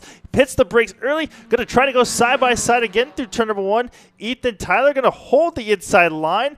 Mike Ryan going to be on the outside, but now it opens the door for Sam Bowman. He has to kind of cut off the exit a little bit. It hurts his run out of the corner, and we're remaining the same as we did the lap before. Oh, my God. I don't know how much more I could take of this, Jordan. 2 laps. All right, You got 2 laps left. Deep breaths. Here we go. Ethan Tyler going to hold the lead for now. Mike Ryan going to run in second. Sam Bowman going to try to assess the situation once again. But I think now this gives an opportunity to Eli Dysart to push a move up to the inside. Bowman all over the back of Mike Ryan. Does he decide to push up again and see if the top 2 can go to battle once more time? Do you think the tires are they going to be a factor? Oh, boy. I don't think so. I think Eli Dysart says the tires are in the perfect window for him right now. He tries to move to the inside. Bowman going to run the outside. This is going to kind of hurt Mike Ryan a little bit as they now come off of turn number 8 and battle now to the line to pick up the white flag. White flag is in the air. We will have 1 lap to go this time by. Coming across the line, Mike Ryan just trying to fill the mirrors up. You can definitely tell that car has some good top-end speed. But side by side for third, Dysart to the inside, Bowman to the outside. They roll through the center. Eli Dysart going to hold on to the spot. He will secure the move, make it third, but Bowman looking to the inside.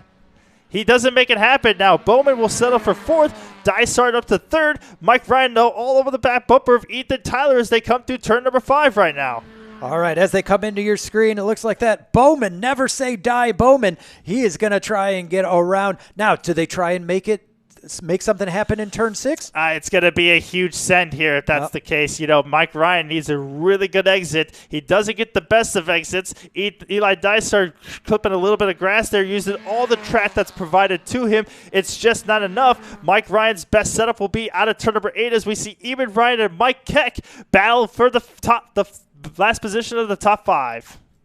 All right, as they come around turn number 9, it looks like right now Ethan Tyler out in front. He's able to hold off Mike Ryan for the overall win. Congratulations. You can see in the back of the screen, though, the big battle is for the top 5, and it looks like Ryan is going to hold off Matt Keck to secure the top 5 position. So, your preliminary results as the rest of the field comes through. Oh, man, we had some great racing and some great drives. Look at that. Matt Alexander able to hold off Lee Werner and Jake Malter. Jake Malter with a great race, just unfortunately dropped back after a slight miscalculation. Yeah, both of them had that little coming together there in turn number 6, which allowed them both to kind of drop back to the back end of the top 10 field. But yeah, you mentioned a great racing that happened, not only just at the front of the field, but towards the back half of the field. Battles all up and down the field, which was great to see. But at the end of the day, we had some great, fantastic finishes and even some better results, with Ethan Tyler coming home with the race victory. Mike Ryan was able to finish in 2nd, Eli Dysart 3rd, Sam Bowman 4th, and Eamon Ryan finishes out the top 5. Matt Kett then comes home in the 6th position, Connor Ryan in 7th. Taro Kashida, who started 2nd, had that off in turn number 2, dropped back to like outside the top 10, was able to rally himself back up to the 8th position. Kevin Loffridge, pretty quiet day for good old Kevin. Finished in 9th. And then Matt Alexander, as we talked about, switching with that backup car today, finishes off at the top 10. It's good to have backups, right? Yeah. Now, technically, I learned today after talking with Matt Alexander, that's not his car. Oh, is it not? That's Julie's car. Oh. So now, as much as we would all love to see Julie. That explains the lips on the front of the car. Yeah. So we'd love to see Julie come out and race, but we all know that if she did, she would win every single race. Oh, yeah, absolutely. And she would hurt all of these guys' feelings by taking home so many trophies. So Julie was kind enough. She said, you know what, I'm going to take a step back. I'm not going to race the Spec Miata. I'm going to let Matt take her car. You know what? I want all the other members to be able to have fun. I don't want to take all the fun, as what Julie would say. Exactly. It's very selfless, young woman. So thank you, Julie, for giving Matt a backup car for him to go out there and have some fun and finish in the top 10. It's awesome to see. Lee Warner, our Florida man, comes home in 11th position. Jake Melcher, 12th. Scott Ballard finishes in 13th position. Art Seismer, 14th. Dave Hicks was 15th. And then Bob Reisinger and Luke Satterfield are 2 retirees from this race, round out the field in the 16th and 17th positions. Jordan, I'm having so much fun. It's a blast. I want to keep doing this. Hey, we got one more to go. We do? We do. That's right. We got the SM2 race that's happening up next. Oh, fantastic news. And if you haven't ever seen an SM2 race, my gosh, is it fun to watch. Absolutely. It's gonna be something, all right. That's for sure. SM2 is coming up right around the corner. We're going to cut to a quick commercial break as we scan the paddock, but we will be back shortly with our SM2 race.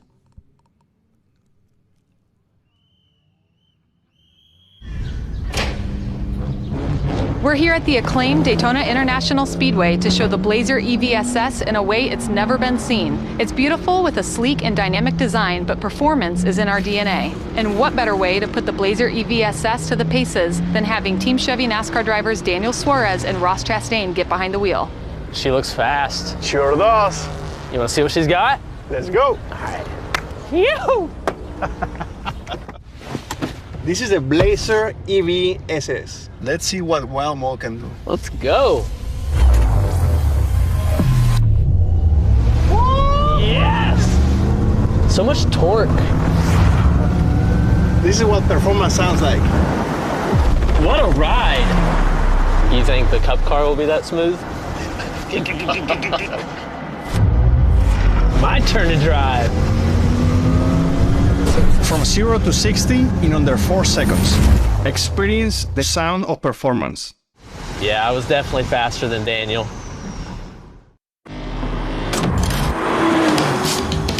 At Lexus, our motto is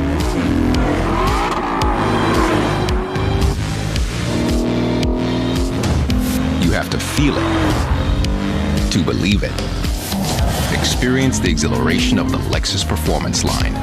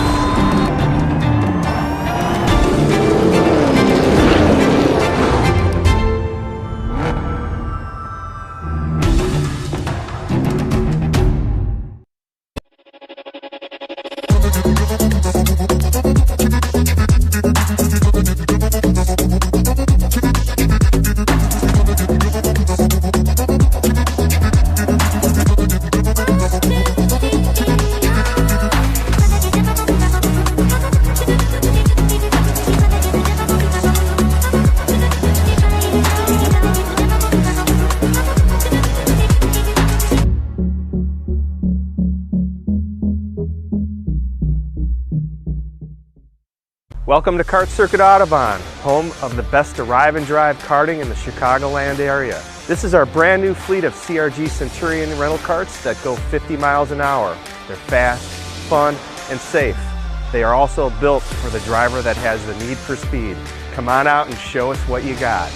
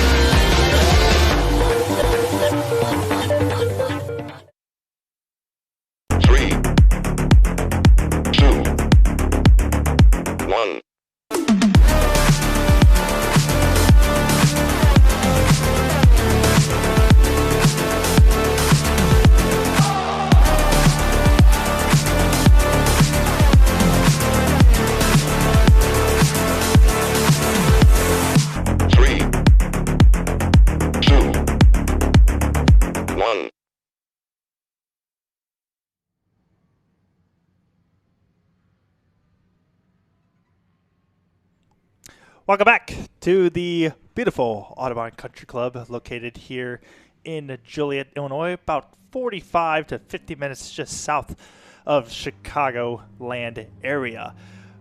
Jordan Missick here, followed by colleague and Hollywood star Kyle Nadeau. Thank you. It's great to be here. I always try to find time to watch the races here at Audubon. Well, we appreciate you taking the time to put the headset on, actually, because this is the one of the few moments we get to actually hear you commentate a race and hear the beautiful sound of your voice around the YouTube streams. We're used to seeing you in front of the camera during a lot of the promos that we have here, but we get to have the luxury of hearing your beautiful voice through our sound systems.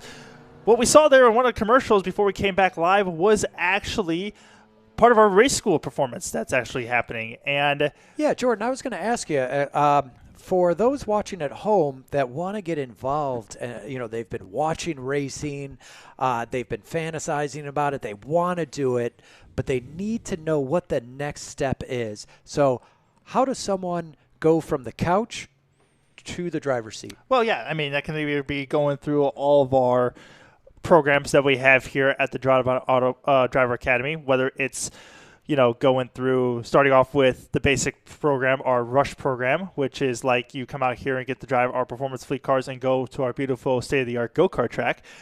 Or you can bring your own car out here during one of our sprint or performance drive programs, get to utilize our racetrack and also our various different drills and techniques, along with doing our autocross course. You get to do that through our two programs in that case. And then you also have our 3 Apex Series drills that we get to do one-on-one with coaching with either myself or another one of our Driver Academy instructors here on property.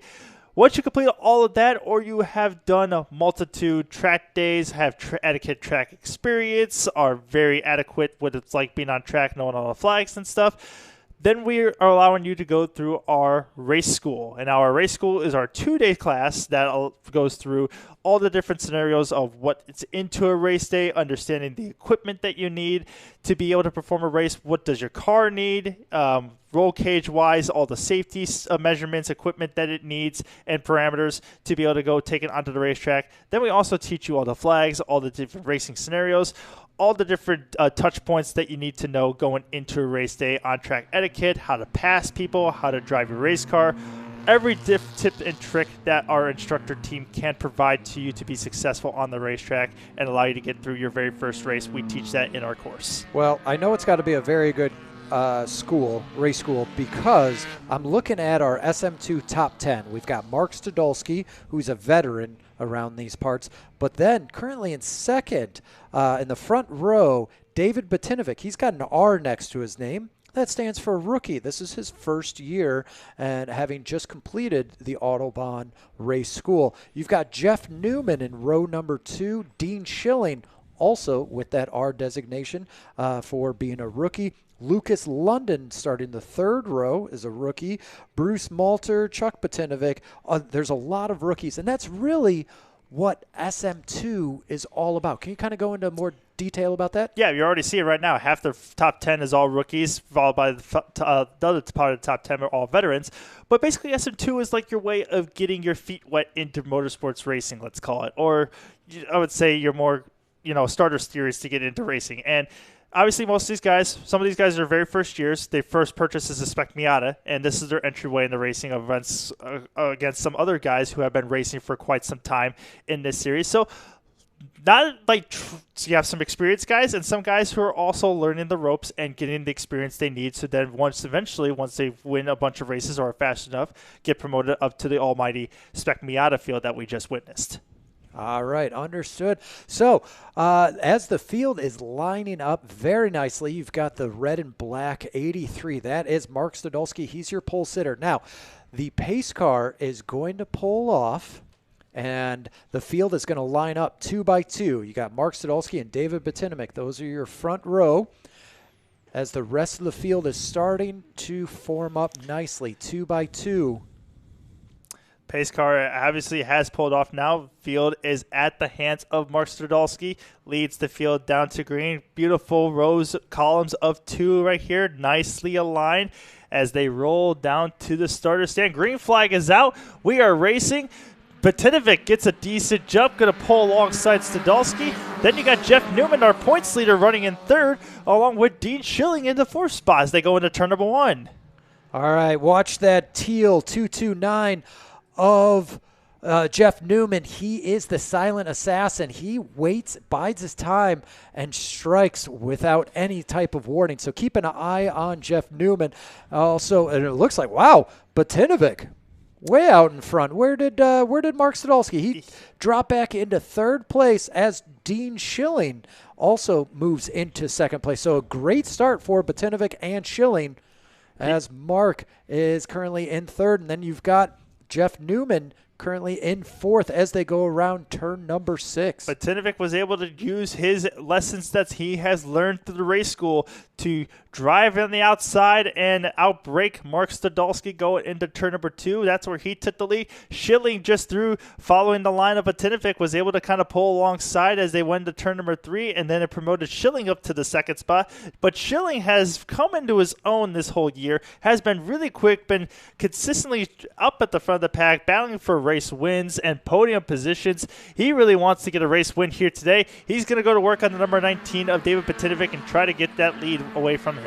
All right, well, I think we have to be a little bit more specific because we have David Batinovic is currently your leader in the number 19, but then his brother, Chuck Batinovic, is also in a gray number 57 Miata. So going back to just family-friendly racing here, we've got brothers, we've got fathers, sons, we've got husbands and wives. You name it, we're going to be racing. So just in this race alone, go a little bit off the racing here for a minute. You got David Batinovic and Jeff Batinovic. That's first and the fifth spot.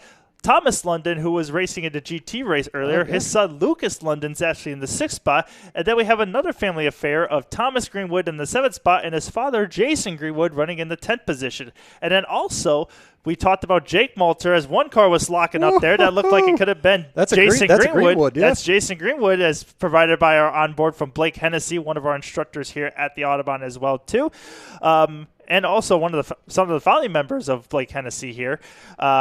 The other one I would say, too, would have been Bruce Malter. He's in the 8th position. Also family member to Jake Malter, who ran in the SM race earlier. And his brother Norm Malter. So families are abound here at Audubon. But you know what is not abound? These drivers, as they are battling it out. The field's starting to spread out. People getting comfortable now that we've gotten a lap or two under our belt. But you know what?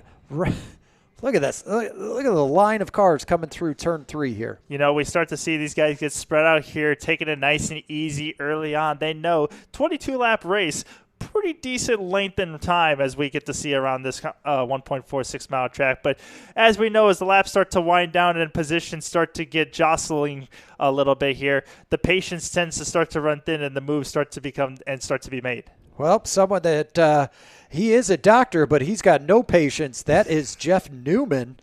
He's looking to get around Mark Stadolski in that teal 229. And Newman getting some pressure from the 5.7 of Chuck Batinovic.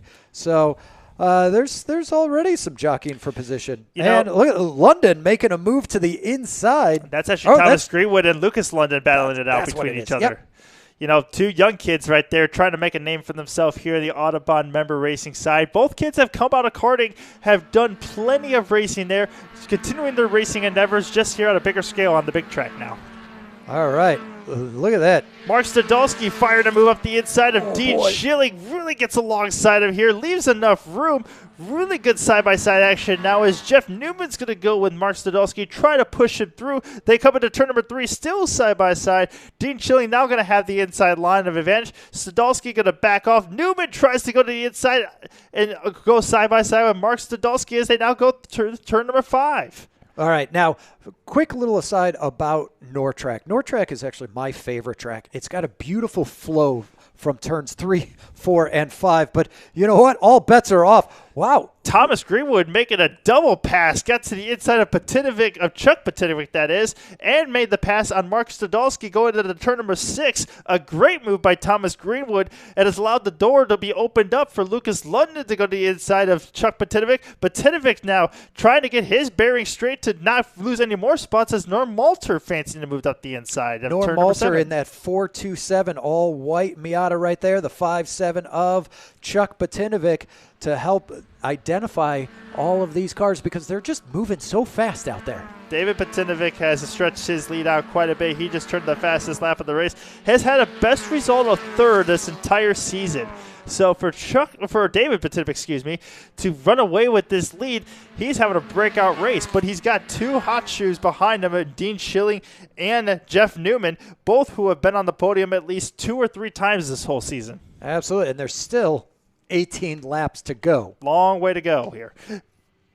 All right, so going back to the track itself, this is turn number 5. So that's kind of the end of that beautiful 3, 4, 5 sweepers where when you get those corners just right, it's almost like you're dancing with the car. Yep. You've got to be a good dancing partner, fast on your feet, and it's all in the hips. Well, we always say, when it comes to the North Track, it is a momentumous, flowy track. It's all about keeping the speed up, keeping the momentum of the car rolling from corner to corner, especially through turns 3, 4, and 5. That's where the biggest portion of it is. When we talk about South Track, it's so much more technical. There's a lot more hard braking zones, a lot more chances to get the car stopped, as we see side-by-side battle there a little bit further back in the field. But a lot of it is all just about keeping the flow of the momentum going here on the North Track, and that's the huge difference between the North to the South and why people love it so much, because of how much speed you can roll through from corner to corner. And you can see just how tight the racing is. We're on board with Blake Hennessy. You've got a car in front and a car in back. Let's see, in front of him, that is the 75 of Jeff Gubert.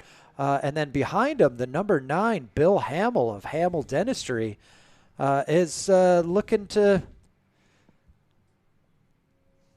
Big shout out from Bill Hamill last week as one of our sponsors here on the track for the SM2 field with Hamill Dentistry. So we thank him for his service. And hopefully he's got enough patience to be able to hang behind Blake Hennessy for a couple more corners to get some good camera time. Absolutely. There's the 100 of Jason Greenwood out in front. I believe that is the 427 of Malter. So the field's starting to spread out, kind of create some various packs, but there's a lot of infighting within these packs. All right, we get a beautiful drone shot just a few feet above the exit of turn 8. Just getting some perspectives that you would never see anywhere else. Well, not only that, but it also gives you a good chance to see how fast these cars are actually whizzing by the cameras, especially if you were standing still. I mean, yes, these cars are Spec Miatas, and everyone's like, oh, it's just a Spec Miata, very low horsepower car. But when you actually get right next to them and you actually get the sensation from inside the car, you actually feel like you're actually going pretty fast. And just by the side of the shot of the camera there, they're whizzing by you. You can even make out the number on the side of the car. And there's the blue and green of Randy Cochran, the 137 of Randy Cochran, as he goes around turn number 3. And he's currently sitting in 15th place. He's fighting off the onslaught of the number 72, Gary Traverso. But Randy Cochran is looking to rein in the 219 of Tim Milne. So a lot of fighting in the back, a lot of fighting in the front. Fights everywhere. Randy Cochran is obviously trying to have himself a better race than we did last time. Unfortunately, had a little bit of a altercation that happened at the start of the race in last race. So right now, Randy doing a nice job on track right now, keeping Gary Traverso, David Martinelli, and Adam Lavelle at bay right behind him. So he's got a nice 4-car battle that he's involved with. That's back in the 15th, 16th, 17th, and 18th positions on the racetrack. That's the great thing about Spec Miata is that no matter where you are in the running order, there's always someone to battle it out with. Speaking of battles, it looks like we've got something heating up in turn 4 and turn 5. I think it was a slow car. Might have been Thomas Greenwood who looked to be off the pace there. He was down in the 8th spot. Just saw him get passed by a couple of cars on the outside as they went through turn 4 last time by. They're going into turn 6 right now. He looked to be off the pace. Looks like he's still off the pace going into turn number 6. You see him on the inside. That is unfortunate for the young gun of Thomas Greenwood. See if it's car troubles or what. Definitely something that's hindered him off the pace here. Hoping that he could leap him back and get the safety of the pit lane, so that way we can keep this race under green and doesn't have to pull off the side of the track. Looks like the car is still under power and still moving, so that is good to see. He looks like he's coming to the entrance of pit lane here. He will take out. Nope, he will take the exit of the pit lane and come in to find out what is going on with his car. All right. Well, as you'll notice, there's no pit stops in these short sprint races. So we're going to see what is going on with Thomas Greenwood. Battle for second just heated up as they went into turn number 2. Heading into turn number 3 right now, Jeff Newman got to the inside of Dean Schilling, so there's a change in position for the second spot there. Newman, the points leader, is able now to get in front of his championship rival of Dean Schilling, and it's big to note that Pete Dale, who is in second in points, was not here today, so opportunity for both. Also, Thomas Greenwood, who was third in points, that's going to be a little bit of a shut in the points system for him there, too. Stadolski looking to make a move onto the inside, late on the brakes going into turn 6. He's currently side by side. It's going to open the door for Lucas London now. It's a pass or beat pass mentality, like I was mentioning. So you can't get the pass done for Stadolski. Now he's going to get passed by Lucas London. He throws it up the inside, makes the move stick, a push up Lucas London to the 4th spot. Very nice driving there by Lucas London as he gets around the veteran of Mark Stadolski. Now, can Chuck Patinovic also capitalize and possibly pull the same move? He potentially can. He's just got to get to the back bumper Stadolski, but Stadolski now pushing the 0-6 of Lucas London. He's trying to go up to the back end of Dean Schilling. Looks to the inside just a little bit too far back to make anything happen. Will roll on through and continue on his way and set himself up for a move maybe potentially into turn number 6. As these cars come straight into your living room, coming straight at you, just great shots by the Autobahn production team, bringing all of this live racing right to your phone or your tablet. Kyle, this is what, year 4 we've been now having this live stream up and running since we've been doing this? And it gets better and better every year. We definitely want to give a quick shout out to the Autobahn production team for giving us such great shots and providing us with this amazing amenity that these members can enjoy. And while we have this great production team and everything that's been put into place and all, let's talk a little bit about the new concept that's actually coming to us now with the new extension of our track on the north side here. Yeah, so we've been mentioning it throughout this broadcast that Autobahn is constantly reinventing itself. And one way that we're doing that is with our Drive to 2035 initiative. And the first step is we are going to build new configurations on NorTrack. And actually, with the drone overhead shots, you can see some of the construction as we're moving some dirt and building some new configurations on North. Yeah, and it's coming along really well. You can already kind of actually start to see a little bit of the outline of what the North track will look like here. So it's looking very promising and looking very exciting to be driven on here. I'd say we're looking potentially anywhere between, I want to say, close to September maybe for it to be open. Yeah, it's going to be finished up this year, and that is phase 1 in our Drive to 2035. Phase 2, we're looking at some potential reconfigurations of our go-kart track and the karting facilities, and then also we're going to be looking at some adjustments on South Track as well. All exciting things to hear, and especially with the North Track configuration. What are some of the features we're going to be expecting? I think I heard some blind corners, maybe some elevation. There's potentially going to be 5 different configurations that comes with the track. So as you can see, we get the overhead, the 10,000 foot view, as you will. But really, what this new configuration is going to bring to the mix is elevation. So there are a lot of exciting corners, but really there's a massive hill, which I'm calling Mount Autobahn, that you're going to go up, and it is a blind crest over the hill, and that's something that you don't get a lot of here at Autobahn is the elevation, and that plays such a factor in setting up a race car. But you've got that blind crest, you've got fast sweepers, you go down into the bowl, in through some high-speed S's, and then multiple configurations to get on and off of the new configurations. I can't wait to see what all the new configurations are going to be able to bring to not only the Spec Miata series that we have on tap here today, but all of our other cars, whether it's the GT series, the Wings and Things, Radical series. Once we bring that to the limelight, what kind of racing action we're going to be able to see as we see all these cars take to that course in, I would say, about maybe a month or two times. Who knows? Yeah, so you'll definitely want to like and subscribe. Hit that bell icon so you get notified of whenever we are live streaming or we have any new updates, so that way you can stay on top of all this exciting breaking news. So let's get back to the racing action a little bit here. I totally forgot there was a Gubert connection too, with Jeff Gubert and Ryan Gubert that were actually racing with each other here. As we saw on our screen, that was Bill Hamill and Ryan Gubert who were going to battle there. Bill Hamill was in that baby blue and yellow Hamill Dentistry car, while Ryan Gubert was in the black and green car that you saw on your screen there. They're going into turn number 3 right now. Bill Hamill currently holds that spot, but Ryan Gubert was all over his back end. That was the battle for the 12th position, as we see Randy Cochran going a little wide, comes back to the inside, runs into, I believe, Dave Martinelli has a little bit of contact, and Alan Lavelle is trying to pick up the scraps there. Oh, no, that was unfortunate, and Randy Cochran already having an incident in the previous race. That is definitely going to hurt his podium opportunities now. Also, Martinelli. Now, the nice thing is Dave Martinelli owns a company that does car wraps. So while we don't encourage or don't want any contact in any of our racing series, if someone does need a wrap, you can talk to Dave Martinelli. So Dave Martinelli can make my car look good is what you're saying. Absolutely. Cool. I will have to look forward to him and just get in touch with him, especially for some of my cars potentially. So, but right now, it appears that Martinelli's car is unaffected by that contact, so hopefully there wasn't any damage and he can continue and finish this race.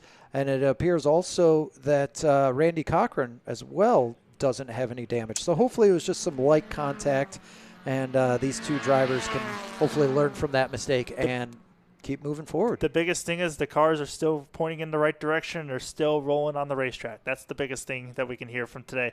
Another thing, too, is we'll look at this battle. This is on board with Blake Hennessy. That's Bruce Malter and Jeff Gubert in front of them. That is the battle for 8th, 9th, and 10th as we get some beautiful shots of Blake Hennessy's on board. Now, the Gubert family, they actually drive all the way up from the St. Louis area, and they're a family-oriented member as well. The whole family comes up and they stay in their RV and participate on the weekend. So they currently have 2 drivers in this race series with father and son. So maybe next time we do this, Jordan, I think it's easier to point out the people that aren't family members racing. I think what we should just try to do is have a family team race at one point.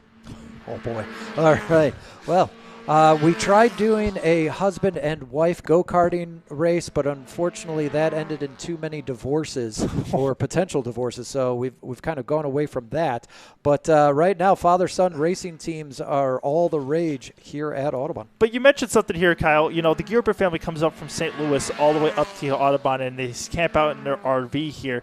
We have a lot of families families that actually bring their RVs to the racetrack here and just like to camp out here and spend a night here at Audubon's facility. Why camp, though? Because why not? Audubon is unique in that we have various options. We have rental garages to where you could store your car on property, and then if you want to store yourself, we also have condo options. We have we have the race house, which you can actually rent per night and stay on property using the Audubon race house, or you can purchase a condo, or why not just go big or go home and build a lovely garage mahal? And that's what you see. Oh my gosh, big spin! Stadolski went really deep into the corner here. He just made the pass on the front straightaway on Lucas London. Really carried a lot of speed through turn one. I thought it was going to be able to slow the car up in time. Locked the brakes up, put so much weight on the front end. The rear got light, started the wheel hop, and then once he flipped the clutch out and going down in that gear, the rear end just came around on him and he lost control of the car. He lost control, and now, unfortunately, he's able to get the car restarted and back underway. That is a heartbreaking loss for Mark Stadolski. The pole sitter for today's race, unfortunately, he's going to drop even more spots than he did already. But was battling just for now the fifth position, got back up to fourth past Lucas London, and is now going to tumble down the order. We will have to see where he comes out when he comes across the line in the scoring and timing updates. All right, well, it looks like that is good news for Chuck Batinovic, who moves into the top five. Jason Greenwood also moves into sixth place, but he is looking to get around Batinovic. So, unfortunate for Mark Stadolski, but a great day for Batinovic and Greenwood. Well, I'll tell you this. Chuck Batinovic has had his hands full in the heap of the mess, battling with Stadolski, Lucas London, and now Jason Greenwood, who's come onto the scene. But his brother, David Batinovic, has had a pretty peaceful race, I must say. He's been out to a 5-second lead over Jeff Newman. And for David Batinovic, he is had a very interesting season. Started the year kind of obviously getting his race license, had a little bit of some mishap early on, had a little bit of a brake fire at one point in time in one of his cars, jumped into this new car, which when he came to me earlier this year, thought was down on power compared to his other car. But if you ask me now, he looks like he's either got that problem fixed or he's figured it out, because he has been just absolutely running away with this race so far today. Yeah, great drive by David Batinovic, leading out in front, and like you said, just kind of walking away. Over in North 2, it looks like, is that Martinelli had a big going off into the grass, managed to get it back onto track. That was an all-black car, so not sure if that was Hennessy or Dave Martinelli compounding his issues for this race. Top six have seemed to pull away. Jason Greenwood's about 11 seconds back from David Batinovic, but there's a big gap from there to Jeff Gerbert, Bruce Malter, and Blake Hennessy. That battle continues to rage on, while Bill Hamill has been clicking off fast lap after fastest lap, and he was actually gaining onto the back end. Again, that is the 7th, 8th, 9th, and 10th place running order as they go into turn number 4. So we had 18 cars take the green flag. I'd say 17 are on track right now, because I believe Thomas Greenwood has been our only retirement from the race. Absolutely. So 5 laps remaining, and it's still anybody's race, because you just never know what can happen out there. Yeah, a lot can happen. It just takes a little bit of a mistake here to have a car go off track, and next thing you know, your whole race can end in shambles. Now, Jordan, I know that you've raced pretty much everything and anything, but have you ever raced Spec Miata before? I have done a couple Spec Miata races, yes. Done about 3, as a matter of fact. All right. I've raced Spec Miata as well, and you're absolutely right. These cars all about momentum, and the slightest mistake will definitely cost you. Yeah, and the thing is like, you think a very small mistake will be just a little, you lose a little bit of time here and there. Well, when you're talking about Spec Miata and a high momentum car like this, those small mistakes now multiply, and it amplifies the big amount of mistakes. So you make a small mistake, it actually turns into a huge mistake, and you lose so much time and momentum. It's compounding errors, correct, exactly. All right, but right now, that looks like, is that Adam Lavelle all over Randy Cochran? It is. So the 166 of Adam Lavelle looking to get around. So, again, going back to what I was saying earlier, and Randy Cochran running wide. So Lavelle doing a great job filling up the mirrors, getting Cochran distracted. Cochran runs a little wide, and Lavelle able to capitalize. And kind of what I was talking about earlier, the great thing about Spec Miata is you'll find battles no matter where you are on track. Yeah. And I've had some races where hard-fought battles, like one going into North 7 right now. Who is it? That is Mark Stadolski and Tim Mills. Stadolski is on his comeback trail right now. He dropped back to the 12th position, has set the fastest lap of the race since then. So something really unlocked the true potential and pace of Mark Stadolski since the spin has happened. But he's now moving his way back to the field. So moves Stadolski up to the 11th position now, and Milne would get dropped to the 12th spot. But like you were saying, battling for 11th and 12th, there's battles all over the track that you're looking at. There's always somebody to race around when you're here at the Autobahn. And that's what's so great about Spec Miata is, one, there's great camaraderie. You are fierce competitors on the racetrack, and I guarantee you after the podium celebration, everyone's going to head on over to the clubhouse, and that's where you're going to see the real bench racing and bench talk of I almost had you in turn 3. Mm-hmm. And that you can't really put a price tag on that level of camaraderie. Everyone's just having a great time and sharing a beverage up in the clubhouse and talking about today's race. Well, just think about it. We had about 31 entries for this race today, and this is not just this is not a festival weekend. This is just a normal Spec Miata race day, and you get 31 Spec Miata entries, 18 here in Spec SM2, 17 in Spec Miata. So big fields and a lot of members that truly do care about the racing that we have and we have to offer here at the club. You can really just see there's a true sense and passion for all of our members that just want to get out here and race and have fun. Well, I'm sold, Jordan. I want to get out there and start racing. So we're going to see you in the next race, Kyle?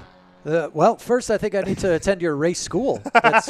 When's that coming up? That's actually next week. So, yeah, if you really want to get on track and actually be a part of our racing series, whether it's Autobahn member racing here at the club or you have had aspirations to want to go race like SCCA, Porsche, PCA, Porsche Cup, Club America, USAC, NASA, feel free to reach out to us because we'd love to have you a part of a race school. We're already up to around, I think, 17 entries for this race school. So one of our biggest race schools that we're going to have in a while. Lots of people going to get involved in it, looking to get their SCCA competition license or racing license to go race nationally or even just here at the club and be on track for the next race and even the next live stream. All right, the French national flag being displayed. The white flag is out. That means they're not surrendering. We have one lap remaining in this race. David Butinovic, car number 19, with an impressive lead over his fellow competitors. All he has to do is hold on to it for 9 more corners. David's going to look back at this and be glad that he built up a 5-second lead leading into this lap because over the last couple laps, the gap has actually been knocked down to about 2.9 seconds from Jeff Newman. He has been putting in personal best lap after lap, and Newman has been closing in and cutting this gap down. But unfortunately, he might run out of time here as David Butinovic's only got to navigate about 2 to 3 more corners before he captures his first win. What I tell you, the silent assassin of Jeff Newman waiting to strike, and he has been patient all day, managed to claw his way into second place. Unfortunately, not enough to catch the front runner, and as we will see, the checkered flag flies, the hand in the air, the fist raise. He is excited for his first race win of David Butinovic. Then you've got Jeff Newman. Dean Schilling will round out your podium in SM2. Lucas London comes across the line to finish in the 4th spot, and Chuck Butinovic get across the line to finish in the top 5. But that's the no! That's a spin Big for spin. Jeff Gilbert. Bill Hamill's is there around. oil down? What's going on out there? 3-car spin coming across the final Come corner. on, Gilbert. Put it in gear. Let's go, buddy. This is Mark Stadolski. Go. Stadolski coming off the final corner. He's going to at least get one of Bruce Moultrie. Can he get Bill Hamill with 2? Here comes Tim Milne as well. Going to potentially be 4 wide across the line they here. They spun halfway back to St. Louis on that one. So not quite sure what caused. There were 3 cars spinning. That was 8th, 9th, 10th, and 11th all right there, and even 12th. 5-car battle there for the last part of the top 10. Wow. Well, just goes to show, never count anyone out, and some fantastic racing, but it appears that the dust has settled.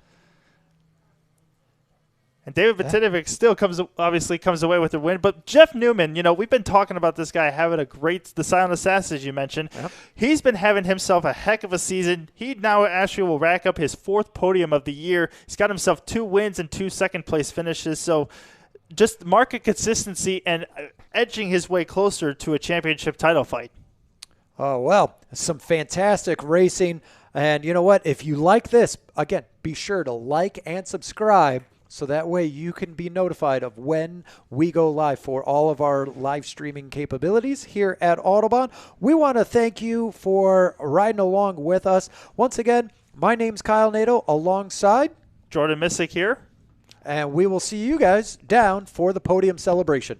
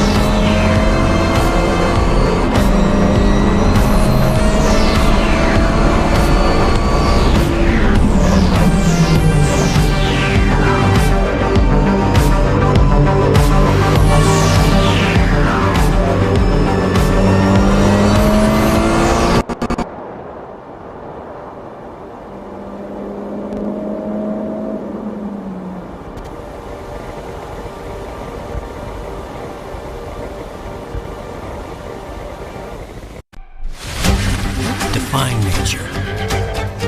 It's what defines the all-new 2024 Corvette E-Ray. The quickest Corvette ever, with 0 to 60 in 2.5 seconds. An electrified all-wheel drive that handles all 4 seasons. A supercar of contrasts. It's everything you never expected. One like none.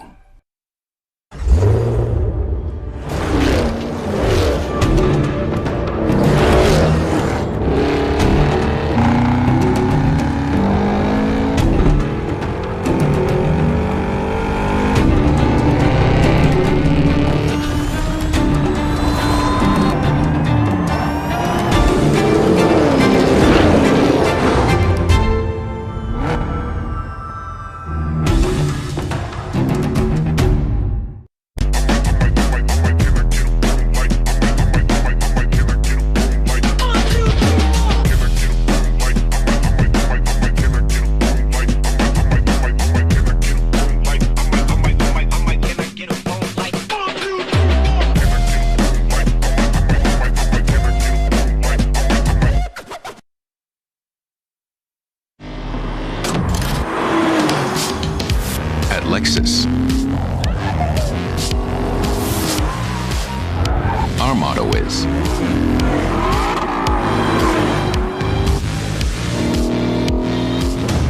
you have to feel it to believe it. Experience the exhilaration of the Lexus Performance line.